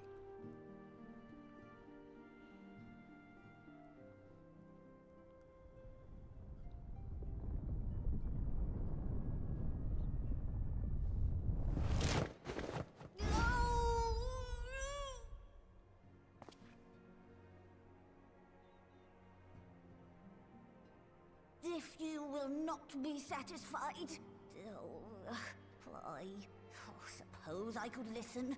After all, there's no harm in just... No, I mustn't. Not again. This is That so damn awkward. courtmaid seemed to have the best of intentions too, and countless innocents died for my naivety. What do you mean? Oh, you know not what you ask of me. What horrors my knowledge has wrought.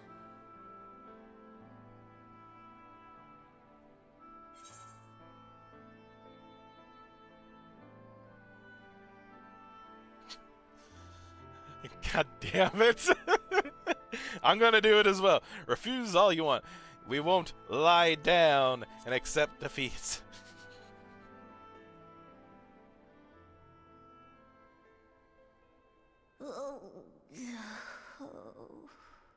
Of all the visitors I could possibly have, they're even more stubborn than I am.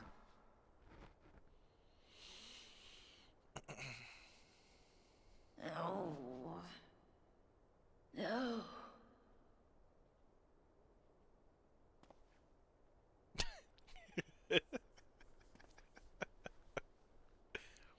Oh.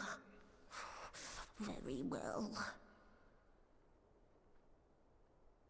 I will your petition, but that is all. And I expect fitting payment for my troubles. Okay. Commensurate with your contribution to our cause. No more and no less, I promise you. With that settled, might I impose upon you to join us at the Crystarium? I'm afraid the nature of my friend's predicament calls for absolute secrecy.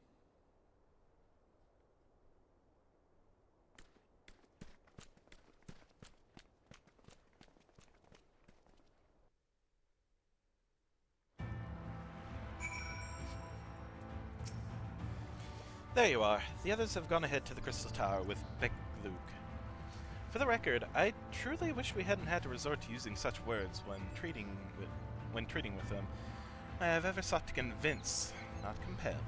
Yet I cannot deny that a part of me is glad Yaron J shared his knowledge of the new Mo with us. Had he not, Beck-Luke wouldn't be here. Speaking of whom, we should hurry. Keep our guests waiting would only add insult to injury. Decent amount of guild, though. You may now enter the Grand Cosmos with a party of NPC avatars. To make use of this feature, open the Trust interface located on Duty in the main menu. Why would I do this? Also, why are you offering this to me now?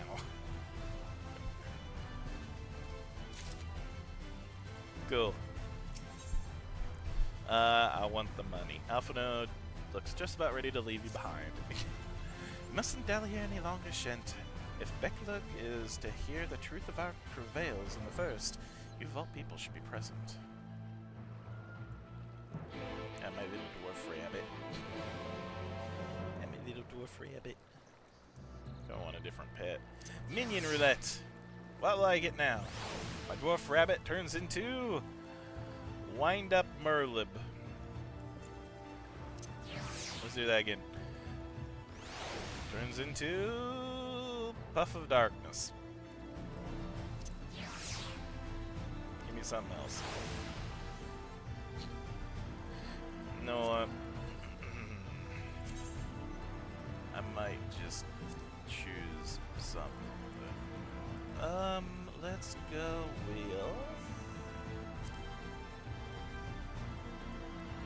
little dude is gonna follow with me for a bit. Oh, I gotta be Wind Up Alpha, right?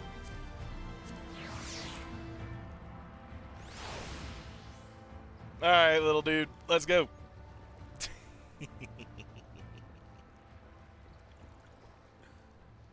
Alright, and just for that, we're just gonna return.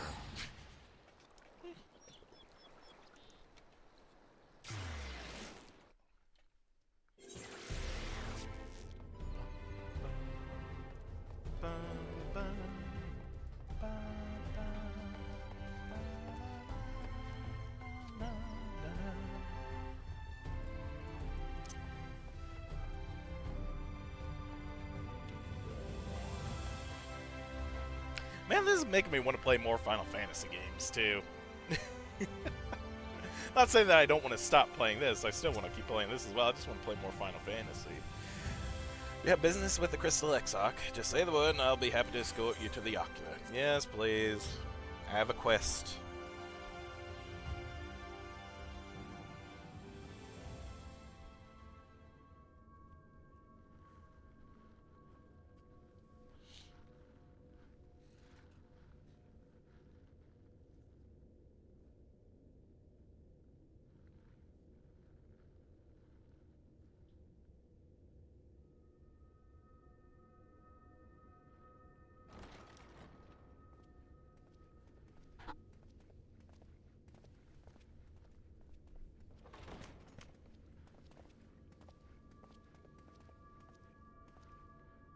I'm sorry.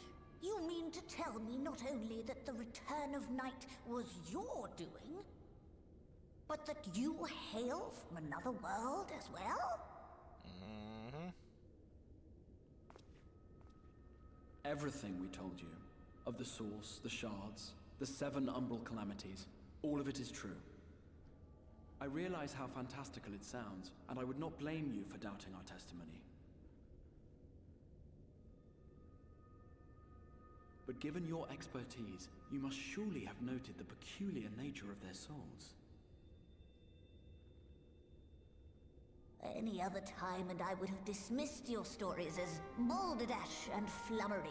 But upon closer inspection, 'tis plain their souls are far denser than is normal, and that they do not possess true bodies. Save you. Your body is your own. And your soul is the densest of them all.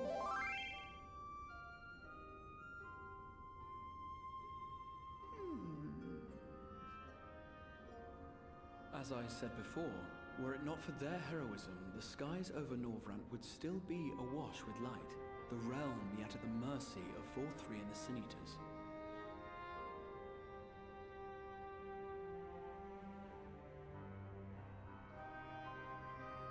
After all they have done for our home, seeing them safely back to their own, it seems the very least we can do.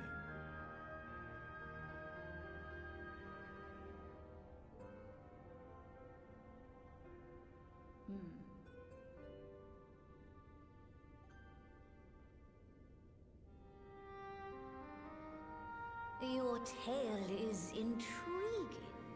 Yes, very intriguing indeed.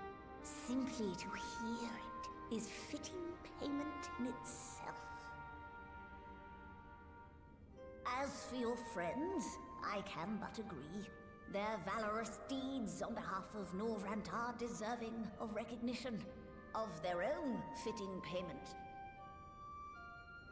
You will help us then? I will. I would see my knowledge put to good use for a change.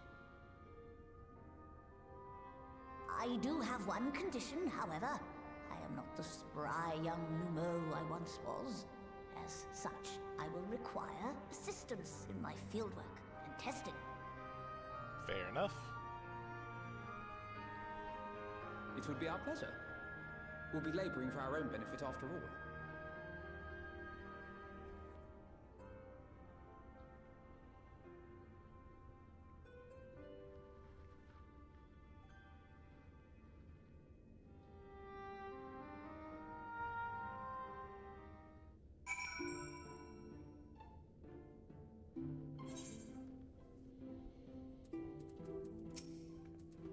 I sometimes forget we're not truly here in the first. It'll be good to be whole again. Beck Luke has a fine eye, though we have yet to begin. I rather think the XIV was right to call on them. Did you happen to notice the magic brooms strewn about the Grand Cosmos? Uncanny. Didn't Matoya, your master, have similar things, though? Or is that why she's saying it's uncanny? Fortunately for us, Becklug is of a mind to see you and your fellow scions justly compensated for your efforts.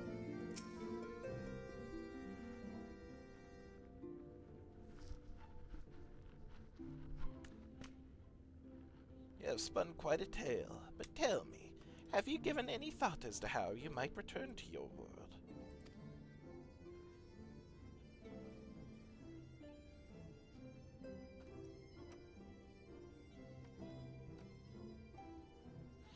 White Auracite, you say? An intriguing proposition, but one which fails to account for the present state of your souls. They have become highly charged, likely as a consequence of having maintained tangible forms for so long. In such an energetic, unstable state, there's no telling what may happen to their souls within the Auracite. They could very well become immutable to transference, never to be restored to their bodies.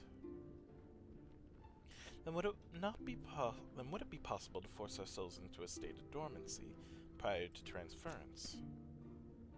In theory, yes, but the soul is not a candle to be snuffed out and relit on a whim. Well, that sounds ominous. What exactly would rendering our souls dormant entail? In order to maintain a corporeal form, your souls constantly draw aether from your surroundings. This process must be halted, and the resulting surfeit of aether removed. Your minds would ultimately be separated from these fox bodies of yours, rendering you incapable of interacting with the world around you.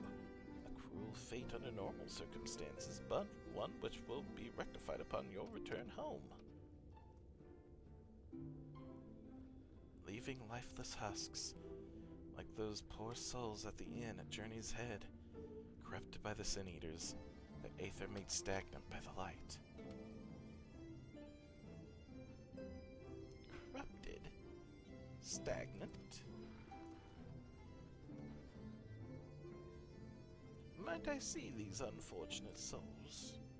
Why, do you think you might be able to help them? I might, or I might not, but I shouldn't know for sure until I have seen their condition firsthand. Then I would be Then I would be glad to take you to them, on the understanding that you won't do anything which might increase their suffering. It was my faith in man I lost, not my compassion. Well, I see no need for all of us to accompany you. While you escort our guests to the inn, I shall assist Yonjay in creating the required oversight. I believe my talents would be better applied to that endeavor as well. Might I leave the three of you to assist Beckluk as necessary? Sure.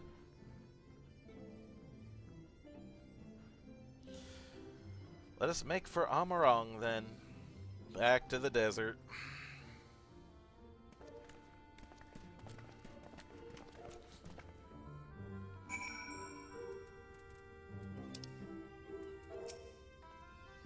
Yonjay is more than capable of creating the oversight on his own, but if aught should go awry, I would be on hand to assist him. It pains me that there are those who yet suffer despite our victory over the light. We must hope a way can be found to help both them and our friends.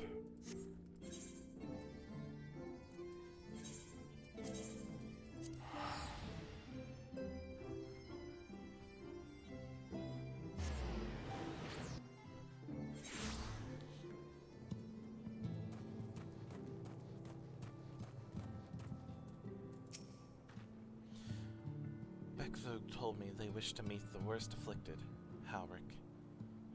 There are times when I swear there's something he wants to tell me, if only he could form the words. Having broken Light's stronghold on the First, I would like to believe they will one day recover, yet I fear that day may not come soon.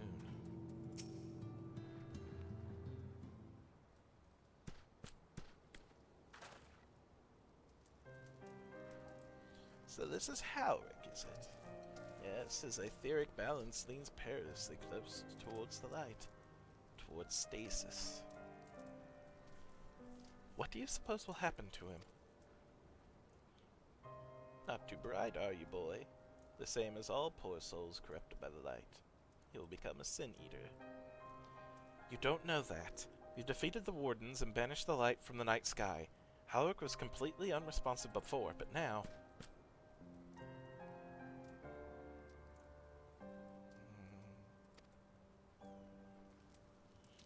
Then perhaps there is yet hope. If I may, there is a treatment I wish to administer to the patients. What sort of treatment? In the course of my studies of the soul, I once created a tonic which could temporarily stimulate the aether in one's body. After some refinement, it came to be used by the Knights of Volbert. Then, for far darker purposes. Lest it fall in the wrong hands, I swore never again to make it. But for their sake, I will break that oath. It is not like to reverse the stagnation, mind you, but it should offer some measure of relief.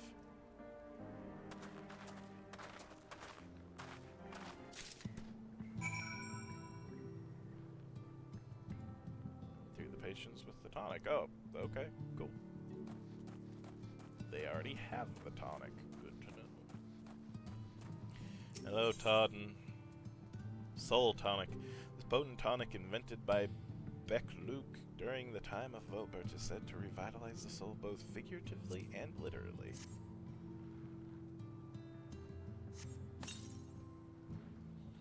Dot dot dot. Jordan stares blankly at you. It would seem the tonic has no effect.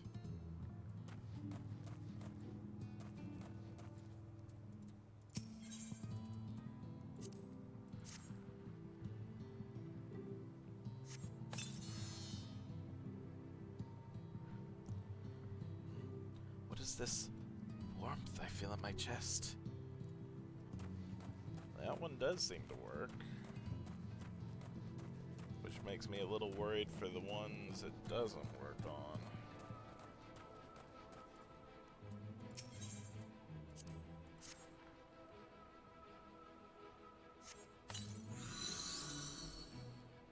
I feel warm.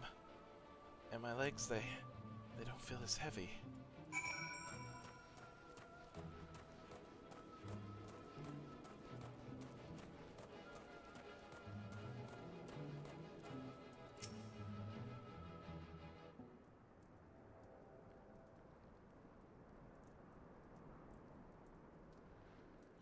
Now then, have you noted any change in the patients? A notable rise in body temperature and increased motor function, in most of the patients at least. The more severely affected show no response. As I feared then. 'Tis true that with the restoration of night, the corrupting influence of light will no longer grow, and yes, their bodies will naturally return to equilibrium given time. But this holds true only for their corporeal aether, their incorporeal aether. That of the soul is not so easily mended. Which is why those in the later stages of corruption, like Halric, appear unaffected by your tonic. Precisely.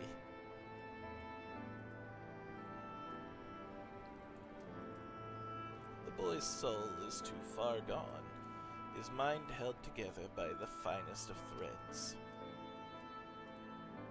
There is a chance he may one day recover, of course, but it could take years, decades even. By the gods, he could wake to find himself an old man. A fine reward for his persistence, the opportunity to mourn the life he never had a chance to live. No, there must be something we can do. Look, I realize this is not why we petitioned your aid, but do you think it possible we can find a way to hasten their recovery? Maybe.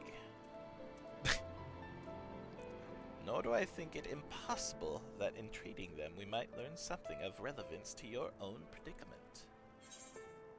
Give me money. Pretty much trying to make plans on how to send everyone back home. Corporeal and incorporeal aether. Confess I have never had cause to make the distinction. Did they just say what I think they said? Might there really be a way to help Halric and the others, and help ourselves in the process? No, Alpha, come on, bud.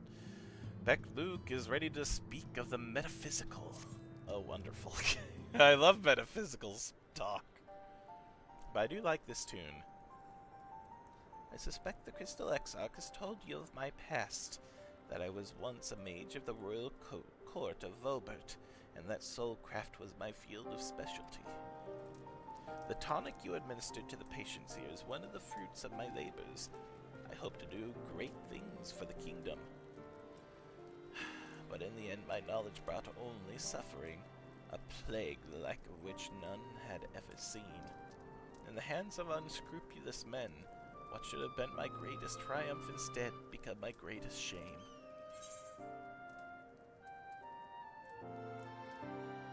Now you have a chance to redeem yourself. That I do. A comforting thought indeed. But let us return to the task at hand, finding a means by which we might revitalize these people's incorporeal aether. Do you think it can be done? Where the skies still blaze with primordial light, I would call it an exercise in futility. But now we have a chance. The method I have in mind will entail the conjuring of a familiar. They're able to amplify the energies poured into them, making them the perfect conduit for the aether-revitalizing magics we will ultimately employ. If you're about to launch into a lengthy explanation of the metaphysics of your plan, don't bother. I'd rather get on with doing whatever it is that needs to be doing, if it's all the same to you. Whatever regions must be procured or spells invoked, I'll do it.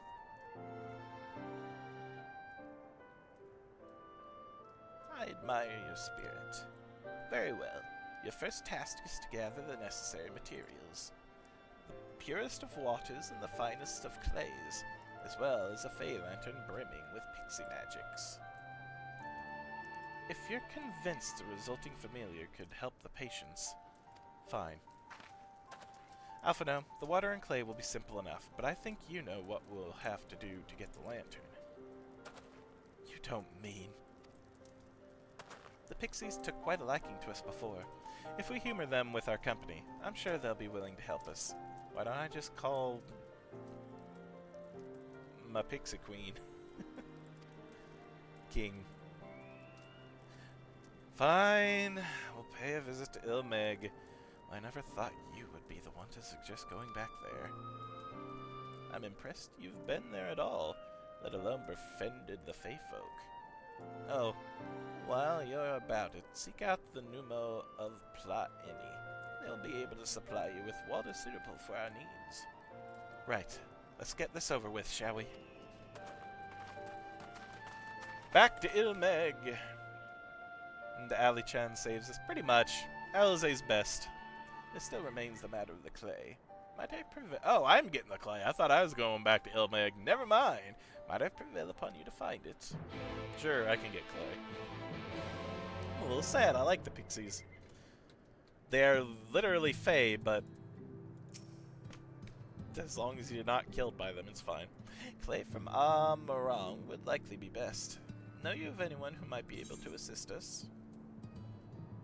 I could ask the miners at the Twine. Ah, yes, they would be able to point you in the right direction, I'm sure. While you and the twins are occupied, I will see if there is aught else I can learn of the stagnation which afflicts the people here. Alrighty, so I need to go here. Good, there is a fast travel. Yes, no, we go.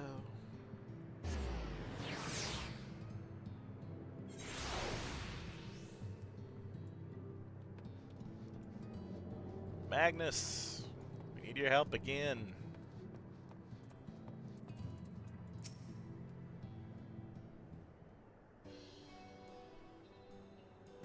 Shent, well, what a coincidence.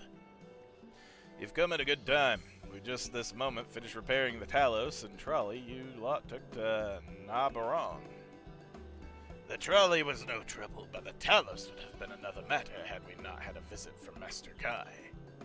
He offered us a share of the leftover materials, building materials from Dalda Stoneworks, as well as a few trade secrets to help us along. Clever man, that Chinese. He seemed pretty keen on the idea I had for putting the giant Talos to work. Like a giant trolley, but Magnus still refuses to see all the good we can do with it. You're entitled to your dreams, Jarek. That doesn't mean you can go harassing our guests with them. Master Kai was just being polite. And something tells me Shent here didn't come all this way to talk about trolleys. What is it you need, friend?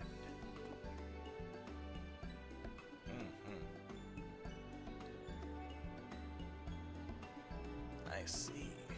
And this familiar requires clay from Amarong? Well, look no further. If anyone can find you some quality clay, it's us. Saying that, it isn't exactly a commodity nowadays. But there might be some lurking somewhere or other, waiting to be dug up. If I'm not mistaken, there was a time when they used to take clay from Mount Byron mines to make adobe bricks. The place is swarming with coyotes now, but if you're after the good stuff, you could do worse than to look there. Got it. Just have to get past the mean dogs. And where is that? Here. Got it. Mount roulette.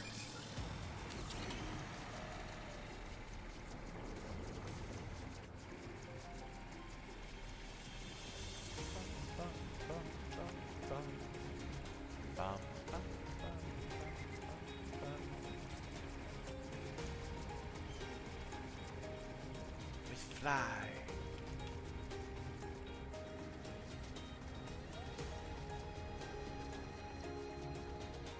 Alright. Oh, that is not a coyote. That is, angry chicken. Let's just, collect the clay and not anger the big, angry-looking bird. Oh, good. Okay. That also is not a coyote. That is,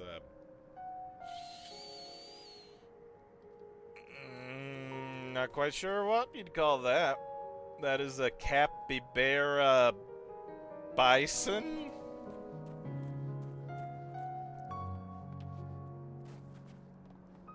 Bisabura?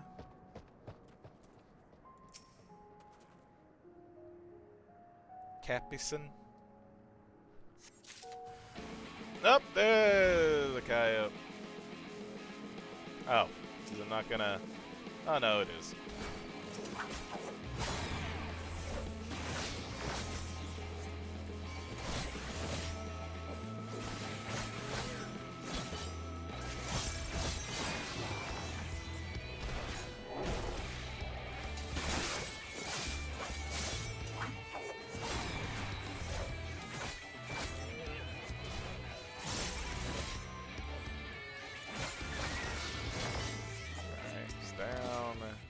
I'm going to try to use my mount roulette as soon as I get this.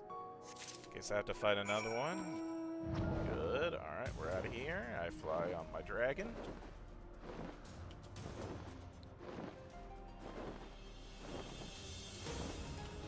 I have many travel methods. My dragon's a good one. They do look floofy, but they would definitely beat me up if I tried to do that. Alright, we got what we needed. Yeah, I can show the mount guide, what mounts I have. Those are my favorited ones so far, but I have a chocobo, I have the black chocobo, I got this abomination, I have a behemoth, I have another abomination, I have a Yole, 7/4 year Yole. Oh, this is my big bird.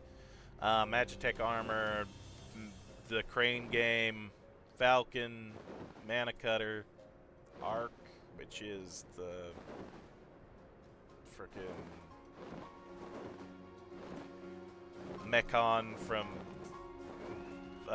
Xenoblade Chronicles, a chair, my dragon, and the frickin' Fall Guys, Brino.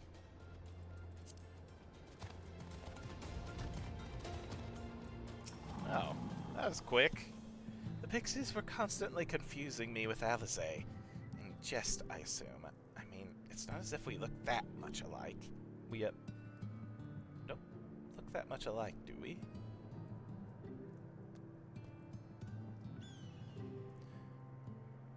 No, you wear blue, she wears red.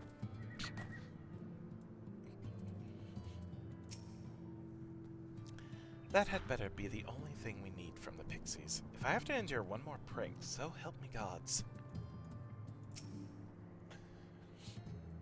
You can take it. If not, you wouldn't mind getting beat to hell and back for a big old cute beast like that. Fair enough. You know what? Fair enough. The twins had returned, and in one piece at that. I was convinced the pixies would turn at least one of them into a garden ornament. But no. Oh, that is true. They do that. It is horrifying. You have the clay, I take it. A finely grained soil material found in Amarong. Pristine clay. Boom. That work? Wonderful. We need but combine the clay and the water, then heat the mixture with the Fey Lantern. After that, it will be a simple matter of settling upon a suitable form and performing the necessary incantations. Luke, Luke, I have a question. In the event that we had need of this spell and you weren't around, would it be possible for another to perform the incantation? Assuming they possess the requisite skill, yes. Alric and the others have suffered so much, and I swore to do everything in my power to save them. If there's a chance this spell could do that, I would be the one to invoke it. Mayhap you should be the one to do so. A deep understanding of the subject's physical state, combined with a strong desire to help them, can drastically increase the magic's effects. And you are plainly more familiar with these people than I am. I dare say there are few in Hall of Norford more dedicated to finding a cure. Is that not so, Shint? Absolutely. She's the best woman for the job. I'll give it my all. For Halleck. For Tesleen. Then we are all of a mind on the matter. Alize should be the one to conjure the familiar.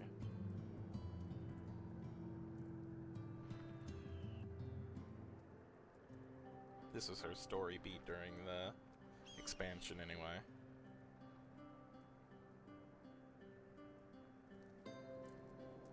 Let us begin.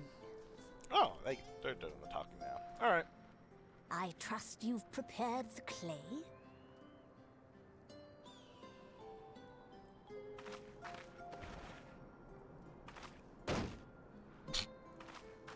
Thonk. Very good.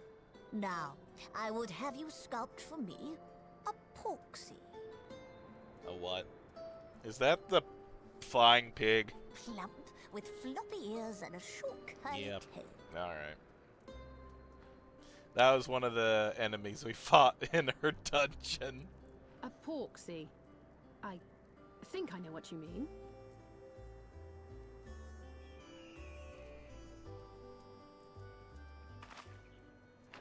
You live by the philosophy of if it's cute, we'd forgive them for any and all There we violent are. acts towards me. How's that?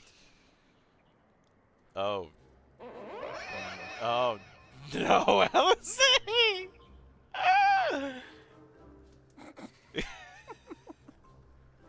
Well, it is certainly creative. She's gonna There's beat no you up. denying that. Dude, she's gonna beat you up. Dude. Uh-oh. Yes, I'm no artist. Very funny. Pay him no mind, child. Though it may look like a grotesque parody of reality, it is what the evoker believes that matters. Damn! Oh. Helping. Oh. But I speak the truth. If successful, this incantation will turn imagination into reality. Which is why the only thing of import is what you believe this figure embodies. You must focus. Hold the Porksy's image steady in your mind's eye.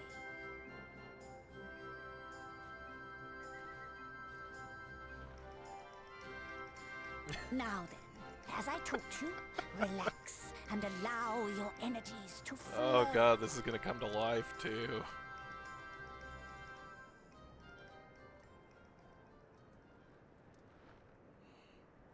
Here we go. With flesh of clay I bid thee rise, on wings of dreams to touch the skies. What once was idle fantasy, I call forth to reality.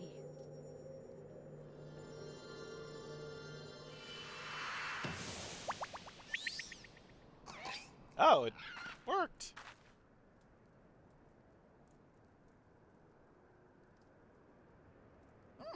Not bad for a first attempt.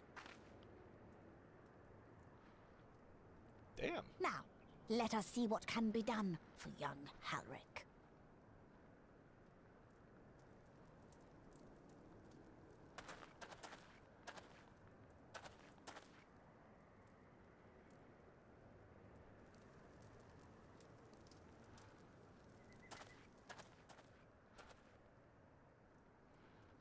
So how does this work?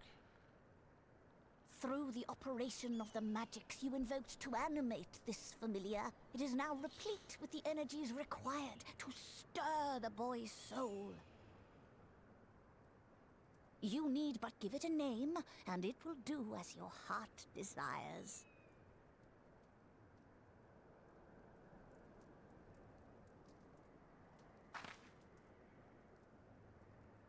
a name.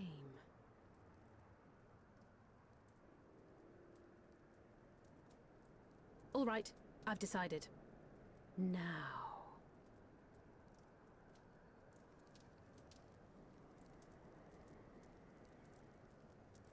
Go, Angelo! Angelo the pig.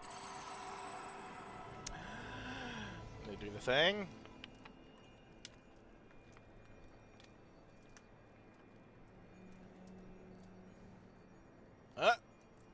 Actually moving on their own. Great first step.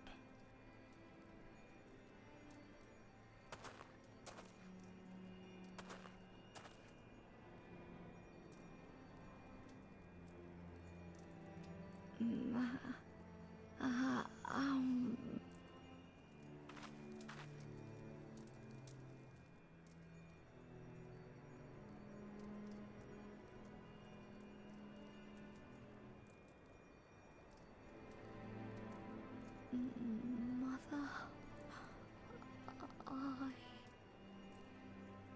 Oh. Oh no.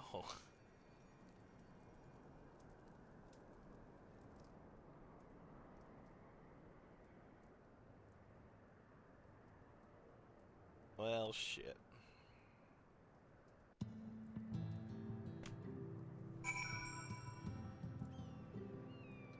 Yay! Once again, we realize just how shit things have happened here in the first. The girl's resolve is quite impressive. One might almost think she drew strength from another. By the 12, though it was only for a moment, he spoke. There may yet be hope for these people. Oh. Frick.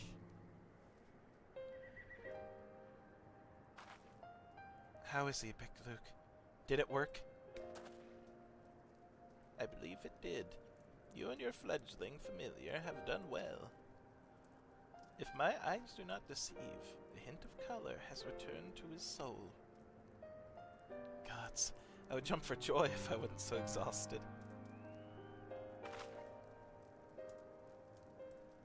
We're so close now, Halric. As you are even now in the process of discovering, this magic asks much of the invoker. What you may not have realized is that the same is also true of the subject. As such, we must proceed with caution. However, with further treatment, I have the utmost confidence the boy will make a full recovery. Observing the reanimation of his stagnant soul is both most enlightening. I will need time to put my theories to the proof, but I believe I can fashion a spell to produce the opposite effect. That is, to induce stagnation, thus enabling our safe transport back to the source via Aurosite. A thought occurred to me about this treatment. Becklude said when the soul is rendered dormant, the mind is separated from the body, that a person becomes incapable of interacting with the world around them. Does that not sound a lot like some of the tempered back in the source? Not really. It is the fate of most tempered to become slaves to primals, save in a handful of cases. Or am I missing something? If I can master this technique, and the art of revitalizing the soul, I know of at least one in the source who could desperately use such treatment. Gabu.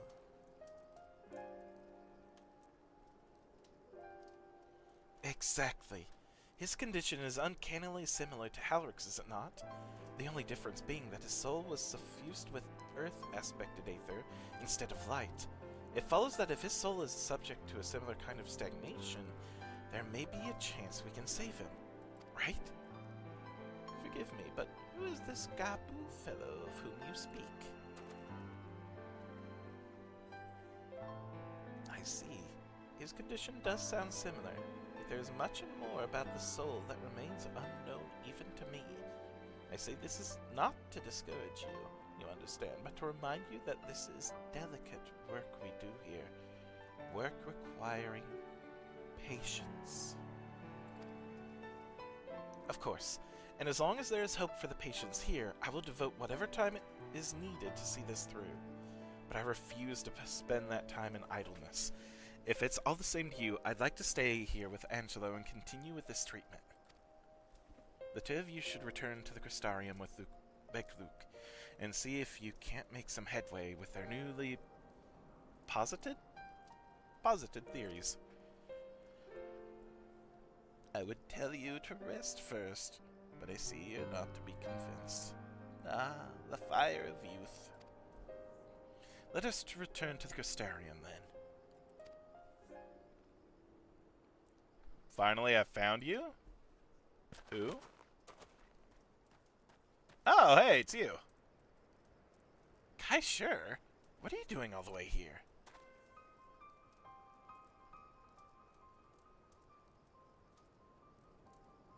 There's trouble back in Yulmore. Lady Chai is beside herself.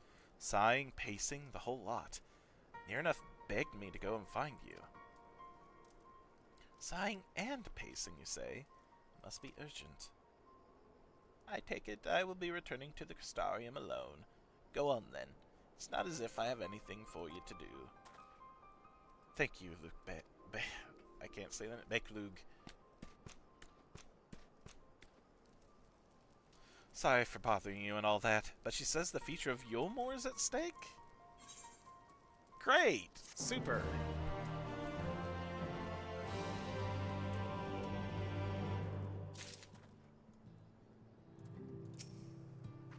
The future of Yulmore is at stake, is it? Well, do for them what you can, but keep an eye on Alphino, would you? See to it he doesn't involve himself in more than is necessary. But if it could be so urgent that Lady Chai to summon us. More money. Anxious to see you and Alphino back at Yulmore. Lady Kai is up in the parlor. Best not to keep her waiting, eh?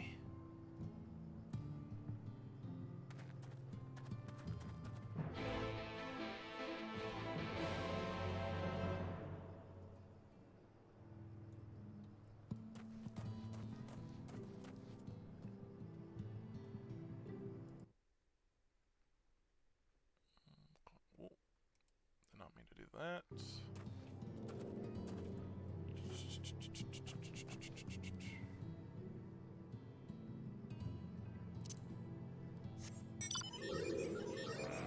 Actually, drop me. Stop crane gaming me. We'll go ahead and just put there.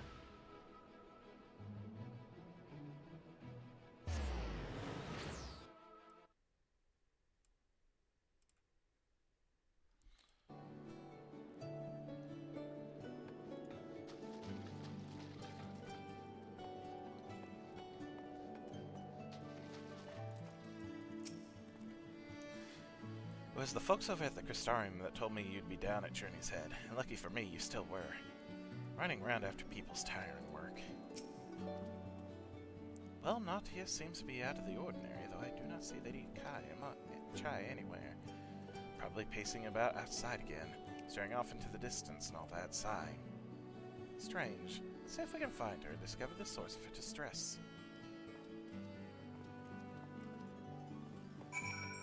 She's in the opposite direction that you walked, it seems.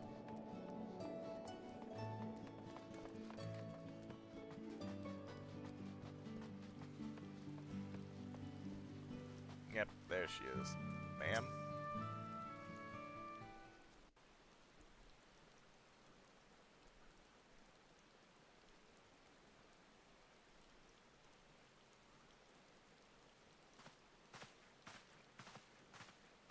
Oh, thank heavens you're here. Lady Chai, whatever is the matter? Chai. I knew not where else to turn.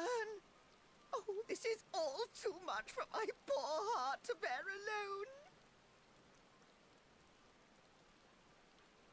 alone. Alone? What of Master Chai? But that is the very reason I summoned you. He's gone. What? It's just What that. happened? Akmarong before, right? It all began after the events at Mount Gulg. With Lord Vorthry out of the way, we all agreed that a new leader must be chosen. And so you held an election? Yes, well, sort of. Not a single person volunteered to stand, you see. After a lifetime of leisure, we free citizens have grown somewhat indolent. Readapting to the harsh realities of life is trying enough, but to take charge of a broken city as well? No one wanted such responsibility. Nevertheless, Yulmore could not well do without a leader, and so we decided that anyone and everyone should be considered a candidate. And after we cast our ballots and tallied the votes, the mayorship fell upon my dear husband. Well, given the manner in which he orchestrated the construction of the giant Talos, none could deny his leadership qualities. But even before then, he had proven himself at Daedalus Stoneworks, don't forget. He is more than qualified for the role. The perfect choice. He has self-confidence issues, though. Indeed. I told him as much when his victory was first announced. But perhaps I was too forceful in my attempt to encourage him. For shortly after that, he vanished without a word.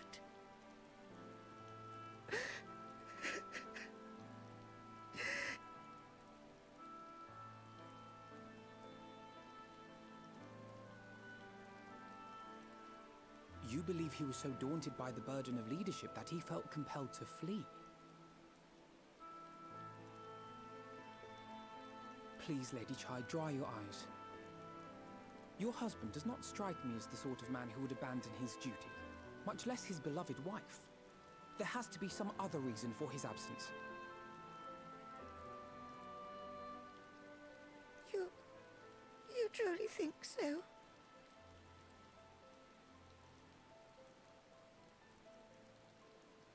What about you? What do you think has become of my husband? Dead in the ditch. No. Sorry, but I think he fled. I don't know, but whatever it is, he wouldn't have fled.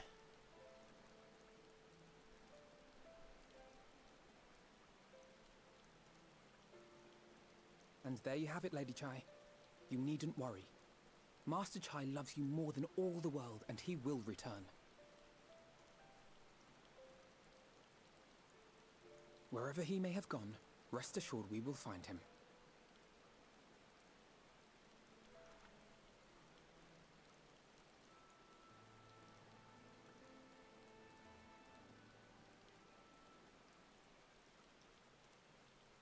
Thank you, my dear boy. You have set my mind at ease. I will trust in my husband and await his return.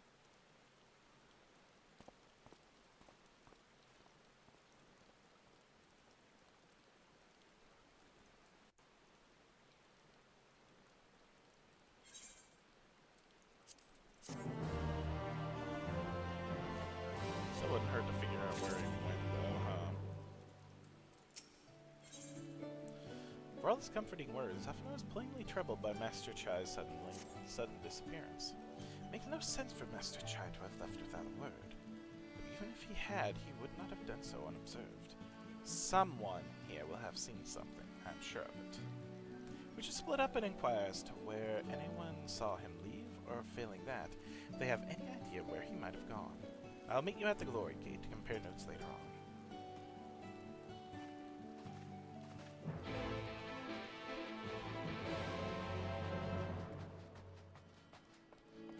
Hi, Morwen. Have you seen Master Chai?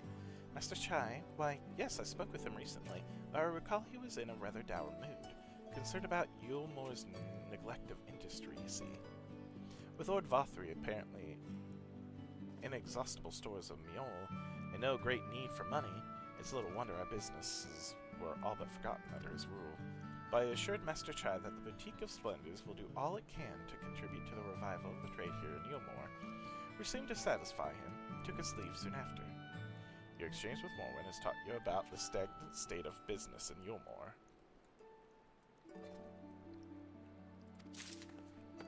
Good to know. Need to go to the buttress. And then the derelicts. Oh, hi, Alphino. Would say Master Chai paid a visit to the Beehive before taking his leave of Yulmore. Fortunately, the patrons I spoke with were too deep in their cups to remember aught else.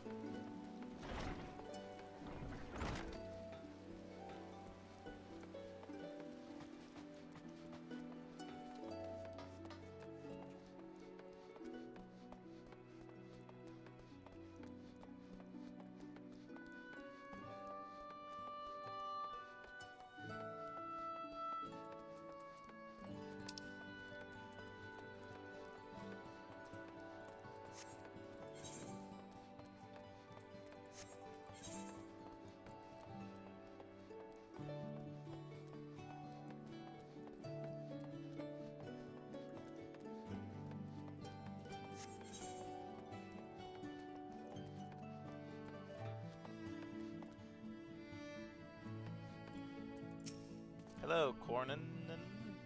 Looking for Master Chai, are you? Is something amiss? When last I saw him, he seemed ready to collapse from exhaustion. I insisted he rest and catch his breath, and we talked for a while about his concerns over the city's defenses, amongst other things. He made more than a few valid points.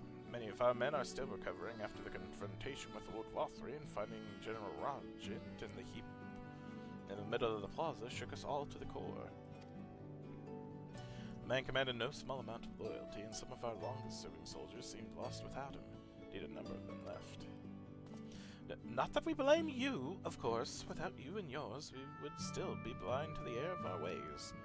Anyway, funding permitting, I propose replenishing our ranks with volunteers from the derelicts in Gate Town. We have a duty to protect not only Yulmore, you see, but the surrounding regions of Kalusia as well. I, for one, would welcome any man or woman willing to take up arms for that cause. Indeed, I told him as much, and he seemed relieved to hear it. It was on that note that he parted ways. He headed outside, as I recall. Your exchange with Cornanen has taught you about the perilous state of Yulmore's defenses.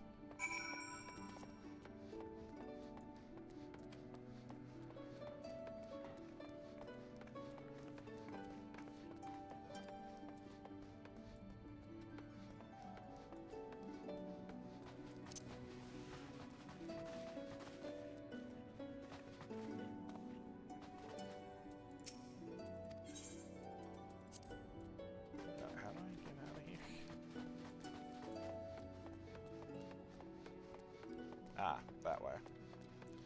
I went in the entirely wrong direction.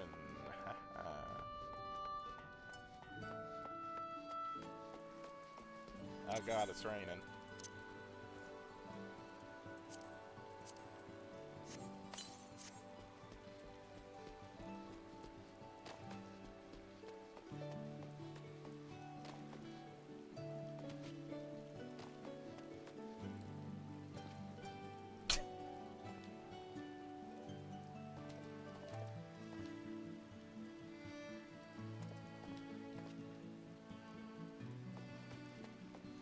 Alright then.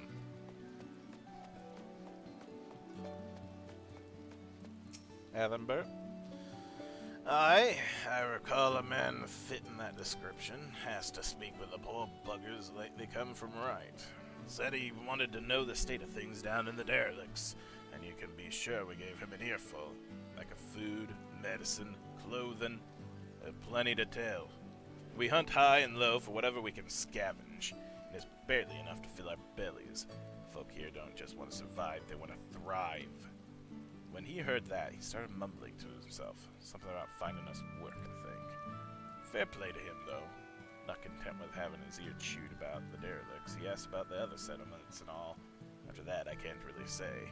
Looked like he was headed for Gate Town when I last saw him. Exchange with Hearthbet had taught you about the poor living conditions of Kalusia's downtrodden.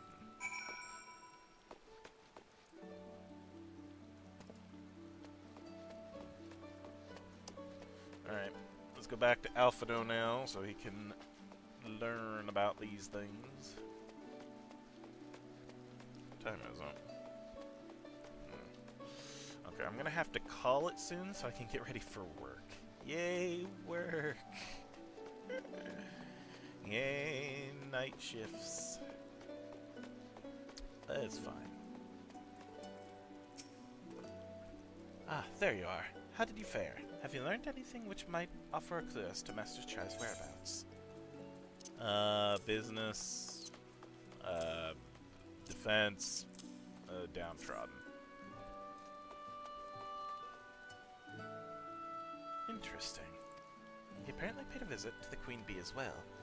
They discussed the possibility of granting admission to customers from outside Yulmore, an idea which the proprietor was surprisingly receptive. Sounds like he's got big plans for the place. Yulmore, I mean, not the bee.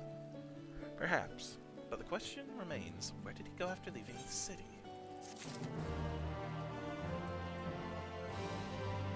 Okay. I think I am going to call it here. So thank you, Kyrie, for chatting with me. I appreciate it. Oh, it became daytime. That's why the music changed. My god, that surprised the heck out of me. Oh, goodness. Oh, sorry, stretching. But yeah, thank you for chatting with me. And I'm glad that you're doing well. I'm gonna have to stop in by one of your streams the next time you're streaming.